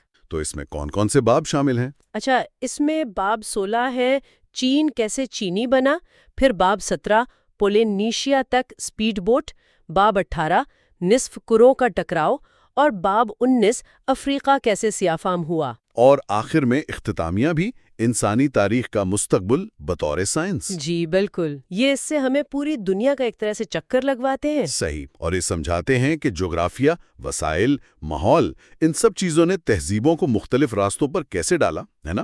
بالکل، ہم دیکھیں گے کہ چین کا اتحاد کیسے ہوا، پولینیشیا کے لوگ کیسے پھیلے، افریقہ میں اتنی رنگا رنگی کیسے آئی۔ یہ سب قدرتی اور تاریخی طاقتوں کا نتیجہ تھا۔ اور وہ مشہور موازنہ یوریشیا اور امریکہ کا۔ جی، ڈائمنڈ بتاتے ہیں کہ جراثیم، ٹیکنالوجی اور سٹیل، ان چیزوں نے کیسے طے کیا کہ جب یہ دو دنیایں ٹکرائیں تو نتیجہ کیا نکلا۔ تو بنیادی سوال وہی ہے کہ تاریخ مختلف براعظموں پر اتنی مختلف کیوں رہی، اور کیا اس کی وجہ جغرافیہ ہے، نہ کہ کوئی نسلی برتری؟ یہی مرکزی نقطہ ہے جس سے یہ آخری ابواب مزید واضح کرتے ہیں۔ چلیں تو پھر چین سے شروع کرتے ہیں۔ باب 16 چین کیسے چینی بنا۔ آج تو ہم چین کو ایک کافی حد تک یکساں ثقافتی اور لسانی اکائی سمجھتے ہیں، جی بڑی حد تک۔ لیکن کیا یہ ہمیشہ سے ایسا تھا؟ مطلب اتنا بڑا ملک؟ نہیں، بالکل نہیں۔ یہ جو آج کی یکسانیت ہے، یہ ایک بہت لمبے تاریخی عمل کا نتیجہ ہے۔ ماضی میں چین کہیں زیادہ متنوع تھا۔ اچھا، ہاں، کتاب میں ایک لسانی نقشہ بھی ہے جو دکھاتا ہے کہ مینڈرن اور اس سے ملتی جلتی زبانوں کے غلبے کے باوجود آج بھی جنوبی چین میں کئی دوسری زبانیں بولی جاتی ہیں، جیسے میاؤ یاؤ، آسٹرواشائی اور تائی قدائی خاندان کی زبانیں۔ یہ سب ماضی کی وسیع تر لسانی رنگا رنگی کی باقیات ہیں۔ تو پھر یہ تبدیلی کیسے آئی؟ یہ یکسانیت کیسے پیدا ہوئی؟ اس میں کئی چیزیں شامل تھیں۔ ایک تو خوراک کی پیداوار بہت پہلے شروع ہو گئی۔ شمالی چین میں باجرا، جنوبی چین میں چاول، تقریباً 7500 قبل مسیح میں۔ یعنی آزادانہ طور پر؟ جی ہاں، آزادانہ طور پر۔ اور دوسرا بڑا عنصر تھا چین کا جغرافیہ۔ وہ کیسے؟ دیکھیں، یورپ بہت زیادہ بٹا ہوا ہے پہاڑوں سے، سمندروں سے۔ چین میں ایسا نہیں ہے۔ بڑے دریا ہیں، زرد دریا یانگزی، جو مشرق سے مغرب بہتے ہیں، اور زمین زیادہ تر ہموار ہے۔ تو اس سے لوگوں اور خیالات کا پھیلاؤ آسان ہو گیا؟ بالکل۔ ثقافت، ٹیکنالوجی، زبانیں، سب کچھ یورپ کی نسبت زیادہ آسانی سے پھیلا۔ اسی لیے سیاسی اور ثقافتی اتحاد بھی آسان ہوا۔ تو مطلب جغرافیہ نے ایک طرح سے مدد کی؟ ہاں، بہت زیادہ۔ اسی وجہ سے وقت کے ساتھ ساتھ شمالی چین کی ثقافت اور زبان، یعنی سائنو تبتی زبانیں جنوب کی طرف پھیلتی گئیں۔ اور پھر سیاسی اتحاد کب ہوا؟ پہلی ہزاری قبل مسیح تک شمالی ریاستیں غالب آ چکی تھیں، اور 221 قبل مسیح میں چن خاندان نے چین کو سیاسی طور پر متحد کر دیا۔ اور اس عمل میں دوسری زبانوں کا کیا بنا؟ وہ یا تو ختم ہو گئیں یا پھر بہت چھوٹے علاقوں تک محدود ہو کر رہ گئیں۔ یورپ میں ایسی مرکزیت کبھی نہیں آئی، وہاں کی جغرافیائی رکاوٹیں آڑے آتی رہیں۔ یہ تو ہوئی زمین کی کہانی۔ اب ذرا سمندروں کا رخ کرتے ہیں۔ باب 17 پولینیشیا تک اسپیڈ بوٹ، یہ نام ہی بڑا دلچسپ ہے۔ یہ آسٹرونیشین توسیع کیا چیز تھی؟ ارے واہ، یہ تو انسانی تاریخ کی سب سے حیرت انگیز سمندری مہم جویوں میں سے ایک ہے۔ کہاں سے شروع ہوئی؟ اس کا آغاز ہوا تقریباً 3500 قبل مسیح میں جنوبی چین کے ساحلوں سے۔ وہاں سے آسٹرونیشین زبانیں بولنے والے لوگ نکلے۔ اور کہاں کہاں گئے؟ پہلے تائیوان، پھر فلپائن، انڈونیشیا، اور وہاں سے ایک طرف میڈاگاسکر تک اور دوسری طرف بحر الکاہل کے دور دراز جزیروں تک، ایسٹر آئلینڈ تک پہنچ گئے۔ ہزاروں میل کا فاصلہ کھلے سمندر میں، یہ کیسے ممکن ہوا؟ کوئی خاص ٹیکنالوجی؟ جی ہاں، ان کی بحری ٹیکنالوجی کمال کی تھی، خاص طور پر وہ ڈبل آؤٹ رگر کینو، یعنی کشتی کے دونوں طرف لکڑی کے متوازی حصے لگے ہوتے تھے۔ اچھا، جو اسے توازن دیتے تھے۔ بالکل، اس سے کشتی الٹنے کا خطرہ کم ہو جاتا تھا اور وہ کھلے سمندر میں لمبا سفر کر سکتے تھے۔ اور وہ صرف خود نہیں گئے؟ اپنے ساتھ کچھ لے کر بھی گئے۔ جی، اپنی زبانیں، اپنے مٹی کے برتن جو لاپیٹا ثقافت کہلاتے ہیں، پتھر کے اوزار اور پالتو جانور بھی، سور، مرغی، کتے، اور فصلیں بھی جیسے تارو، کیلا، شکرگندی۔ کتاب کے شروع میں باب 2 میں ماوری اور موریوری کی مثال بھی تھی پولینیشیا سے۔ ہاں، وہ اسی توسیع کا ایک حصہ ہے۔ اور وہ ایک بہترین مثال ہے یہ سمجھنے کے لیے کہ ماحول کیسے فرق ڈالتا ہے۔ کیسے؟ وہ دونوں تو ایک ہی نسل سے تھے، ہے نا؟ بالکل، دونوں پولینیشین تھے، لیکن ماوری پہنچے نیوزی لینڈ کے شمالی جزیرے پر۔ وہاں موسم نسبتاً گرم تھا، زمین بڑی تھی، وہ کھیتی باڑی کر سکے، ان کی آبادی بڑھ گئی، معاشرہ پیچیدہ ہو گیا، جنگجو بن گئے۔ اور موروری؟ وہ پہنچے چیتم جزائر پر۔ وہ چھوٹے تھے، ٹھنڈے، الگ تھلگ، وہاں کھیتی باڑی نہیں ہو سکتی تھی، تو وہ شکاری جمع کرنے والے ہی رہے۔ آبادی کم، ٹیکنالوجی سادہ، اور وہ لڑنا جانتے ہی نہیں تھے۔ اور پھر جب ماوری وہاں پہنچے؟ ہاں، 1835 میں، تو نتیجہ بہت افسوسناک نکلا۔ ماوری نے موروری کا تقریباً صفایا کر دیا۔ اور ڈائمنڈ کہتے ہیں کہ یہ فرق لوگوں کی قابلیت کا نہیں تھا۔ نہیں، بالکل نہیں، یہ فرق تھا ماحول کا۔ آب و ہوا، زمین کیسی ہے، سمندر سے کیا ملتا ہے، جزیرہ کتنا بڑا ہے، کتنا الگ تھلگ ہے، ان چیزوں نے طے کیا کہ معاشرہ کیسا بنے گا۔ یہ واقعی اہم نقطہ ہے۔ اب آتے ہیں تاریخ کے ایک اور بڑے ٹکراؤ پر، باب 18 نصف کروں کا ٹکراؤ، یعنی یوریشیا اور امریکہ کا آمنا سامنا۔ جی، جس کی کلاسک مثال پیزارو اور انکا بادشاہ اتاہلپا کی کہانی ہے جو باب 3 میں تھی۔ فوری وجوہات تو وہی تھیں جو پیزارو کے پاس تھیں: گھوڑے، اسٹیل کے ہتھیار، تلواریں، زرہ بکتر، بندوقیں۔ اور بحری جہاز بھی؟ ہاں، بحری جہاز، ایک مضبوط مرکزی ریاست یعنی اسپین کی حمایت، لکھنے پڑھنے کا نظام جس سے معلومات تیزی سے پھیلتی تھیں، اور وہ سب سے خطرناک چیز جراثیم۔ یوریشیائی جراثیم، چیچک، خسرہ وغیرہ۔ مقامی امریکی آبادی میں ان کے خلاف کوئی قدرتی مدافعت نہیں تھی۔ لیکن یہ تو ہوئی فوری وجوہات، ڈائمنڈ ہمیں ان سے بھی پیچھے لے جاتے ہیں، بنیادی وجوہات کی طرف۔ وہ کیا تھیں؟ بنیادی فرق کئی ہزار سالوں میں پیدا ہوئے تھے، اور سب سے بڑا فرق شاید تھا پالتو جانوروں کا۔ پالتو جانور؟ جی، یوریشیا میں 13 قسم کے بڑے ممالیہ جانور پالے گئے تھے: گائے، بیل، گھوڑا، بھیڑ، بکری، سور، اونٹ، لمبی فہرست ہے۔ اور امریکہ میں؟ امریکہ میں صرف ایک، لاما اور الپاکا، وہ بھی صرف اینڈیز کے پہاڑی علاقے میں۔ اوہ، تو اس ایک فرق سے کتنا کچھ بدل گیا ہوگا؟ بہت کچھ: خوراک، دودھ، اون، کھال، کھاد، سامان لادنا، ہل چلانا۔ یوریشیا کو ان سب چیزوں میں بہت بڑا فائدہ حاصل تھا۔ اور ان جانوروں کا تعلق جراثیم سے بھی تھا، آپ نے کہا؟ بالکل، یوریشیا کی زیادہ تر بڑی وبائی بیماریاں جیسے چیچک، خسرہ، فلو، طاعون، یہ سب پالتو جانوروں سے انسانوں میں آئیں۔ تو یوریشیائی لوگوں میں وقت کے ساتھ مدافعت پیدا ہو گئی؟ جی ہاں، کسی نہ کسی حد تک۔ لیکن امریکہ میں چونکہ ایسے پالتو جانور نہیں تھے تو ایسی بیماریاں بھی نہیں تھیں۔ جب یورپی آئے تو وہ انجانے میں یہ بیماریاں ساتھ لے آئے۔ اور نتیجہ؟ نتیجہ تاریخ کی سب سے بڑی آبادیاتی تباہی تھی۔ اندازہ ہے کہ مقامی آبادی کا 90 سے 95% حصہ ان بیماریوں سے ہلاک ہو گیا۔ 95%؟ یہ تو ناقابل یقین ہے۔ اچھا، جانوروں اور جراثیم کے علاوہ؟ ٹیکنالوجی میں بہت بڑا فرق تھا۔ یوریشیا میں دھاتیں، پہلے کانسی پھر لوہا، ہزاروں سال سے استعمال ہو رہی تھیں، ہتھیاروں کے لیے، اوزاروں کے لیے۔ اور پہیا بھی، نہ صرف ٹرانسپورٹ کے لیے بلکہ مشینری کے لیے بھی۔ پانی اور ہوا کی طاقت کا استعمال، جانوروں کی طاقت۔ امریکہ میں دھات کاری تھی لیکن زیادہ تر زیوروں کے لیے۔ پہیا تھا مگر صرف کھلونوں میں، اور جانوروں سے کام لینے کا رواج نہیں تھا۔ سیاسی تنظیم اور تحریر کا بھی فرق تھا؟ جی، یوریشیا میں بڑی بڑی سلطنتیں ہزاروں سال پرانی تھیں۔ امریکہ میں آزتیک اور انکا سلطنتیں طاقتور تھیں لیکن نسبتاً نئی تھیں، اور باقی براعظم زیادہ تر قبائلی نظام پر مشتمل تھا۔ تحریر بھی یوریشیا میں بہت پہلے شروع ہوئی اور بہت پھیل گئی، جبکہ امریکہ میں یہ میسو امریکہ کے ایک چھوٹے سے علاقے تک محدود تھی۔ اور ان سب چیزوں کے پھیلاؤ میں براعظموں کی شکل کا کیا کردار تھا؟ آپ نے پہلے چین اور یورپ کے حوالے سے بتایا تھا۔ ہاں، یہ بہت ہی اہم نقطہ ہے۔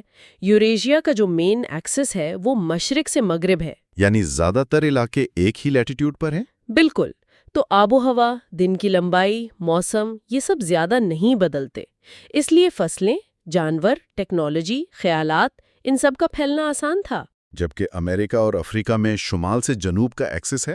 جی، تو جیسے جیسے آپ شمال سے جنوب جاتے ہیں آب و ہوا بدلتی ہے، ماحول بدلتا ہے۔ ایک جگہ کامیاب ہونے والی فصل یا ٹیکنالوجی دوسری جگہ آسانی سے نہیں پھیل پاتی۔ اور امریکہ میں صحرا اور پاناما نے بھی رکاوٹ ڈالی؟ ہاں، شمالی میکسیکو کے صحرا اور پھر پاناما کا وہ تنگ سا علاقہ، اس نے شمالی اور جنوبی امریکہ کے درمیان رابطے کو اور بھی مشکل بنا دیا۔ تو یہی منطق پھر افریقہ پر بھی لاگو ہوتی ہے۔ باب 19، افریقہ کیسے سیاہ فام ہوا، یہ عنوان تھوڑا سا متنازع نہیں لگتا؟ ہاں، عنوان شاید تھوڑا سادہ کر دیا گیا ہے، لیکن باب افریقہ کی بہت پیچیدہ آبادیاتی تاریخ بیان کرتا ہے۔ دیکھیں، افریقہ تو انسانیت کا گہوارہ ہے۔ صحیح۔ وہاں دنیا میں سب سے زیادہ جینیاتی اور لسانی تنوع پایا جاتا ہے۔ جسے ہم آج سیاہ فام افریقہ کہتے ہیں، وہ ہمیشہ سے ایسا نہیں تھا۔ اچھا، ماضی میں کیسا تھا؟ ماضی میں افریقہ میں 5 بڑی انسانی آبادیاں تھیں۔ شمال میں سفید فام لوگ، پھر زیادہ تر برازم میں وہ جنہیں آج ہم سیاہ فام کہتے ہیں، وسطی جنگلات میں پگمی، جنوبی افریقہ میں خویسان، اور میڈاگاسکر میں ایشیائی نسل کے لوگ۔ کتاب کہتی ہے کہ پگمی اور خویسان پہلے بہت بڑے علاقوں میں پھیلے ہوئے تھے، پھر کیا ہوا؟ ان کو پیچھے دھکیلا بنتو توسی نے۔ بنتو توسی یہ کیا تھی؟ یہ بھی تاریخ کی ایک بہت بڑی نقل مکانی تھی۔ تقریباً 3000 قبل مسیح میں مغربی افریقہ سے، آج کے نائجیریا، کیمرون کے علاقے سے کسانوں کا ایک گروہ پھیلا۔ یہ نائجر کانگو زبانیں بولتے تھے۔ اور وہ اپنے ساتھ کیا لائے؟ وہ اپنے ساتھ لائے کھیتی باڑی جیسے یمز وغیرہ، اور بعد میں لوہے کی ٹیکنالوجی بھی۔ تو خوراک کی پیداوار کی وجہ سے ان کی آبادی بڑھی؟ جی ہاں، تیزی سے بڑھی، اور وہ آہستہ آہستہ وسطی، مشرقی اور جنوبی افریقہ میں پھیلتے گئے۔ اور وہاں جو پہلے سے لوگ تھے، پگمی اور خویسان جو شکاری تھے، ان کا کیا ہوا؟ بنتو کسانوں نے یا تو انہیں ان علاقوں سے نکال دیا، یا مار دیا، یا پھر اپنے اندر جذب کر لیا، کیونکہ کسانوں کی آبادی شکاریوں سے کہیں زیادہ گنجان ہوتی ہے۔ اس کا کوئی ثبوت بھی ہے، لسانی ثبوت؟ ہاں بالکل ہے۔ خویسان زبانوں کی خاصیت ہے ان کے کلک ساؤنڈز۔ کلکس؟ جی، وہ چٹکنے جیسی آوازیں۔ آج یہ زیادہ تر جنوبی افریقہ کی خویسان زبانوں میں ہے، لیکن کچھ بنتو زبانوں میں بھی یہ کلکس پائے جاتے ہیں، جیسے زوسا اور زولو میں۔ اچھا، تو اس کا مطلب ہے کہ بنتو بولنے والوں نے یہ آوازیں وہاں پہلے سے موجود خویسان لوگوں سے لیں؟ بالکل، یہ اس بات کا ثبوت ہے کہ وہ رابطے میں آئے اور بنتو غالب آ گئے۔ اسی لیے آج افریقہ کا زیادہ تر حصہ ہمیں سیاہ فام نظر آتا ہے، کیونکہ بنتو کسانوں نے بیشتر علاقے کو آباد کر لیا۔ لیکن مجموعی طور پر افریقہ بھی تو یوریشیا سے پیچھے رہا تکنیکی ترقی میں۔ کیا وجوہات وہی تھیں جو امریکہ والی تھیں؟ بڑی حد تک وہی تھیں۔ سب سے پہلے مقامی پالتو جانوروں کی شدید کمی۔ یوریشیا میں 13 بڑے ممالیہ پالے گئے، افریقہ میں ایک بھی نہیں۔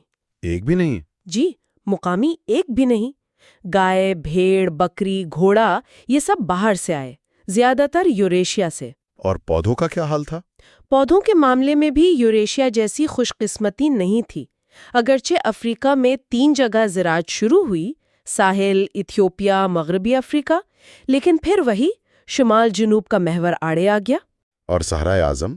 صحرائے اعظم، اور پھر بیماریاں، خاص طور پر ملیریا اور نیند کی بیماری جو ٹسٹسی مکھی پھیلاتی ہے، اس نے مویشیوں کو بڑے علاقوں میں پنپنے ہی نہیں دیا۔ اور مڈغاسکر کا معاملہ تو واقعی حیران کن ہے۔ ہاں، وہ تو بالکل الگ ہی کہانی ہے۔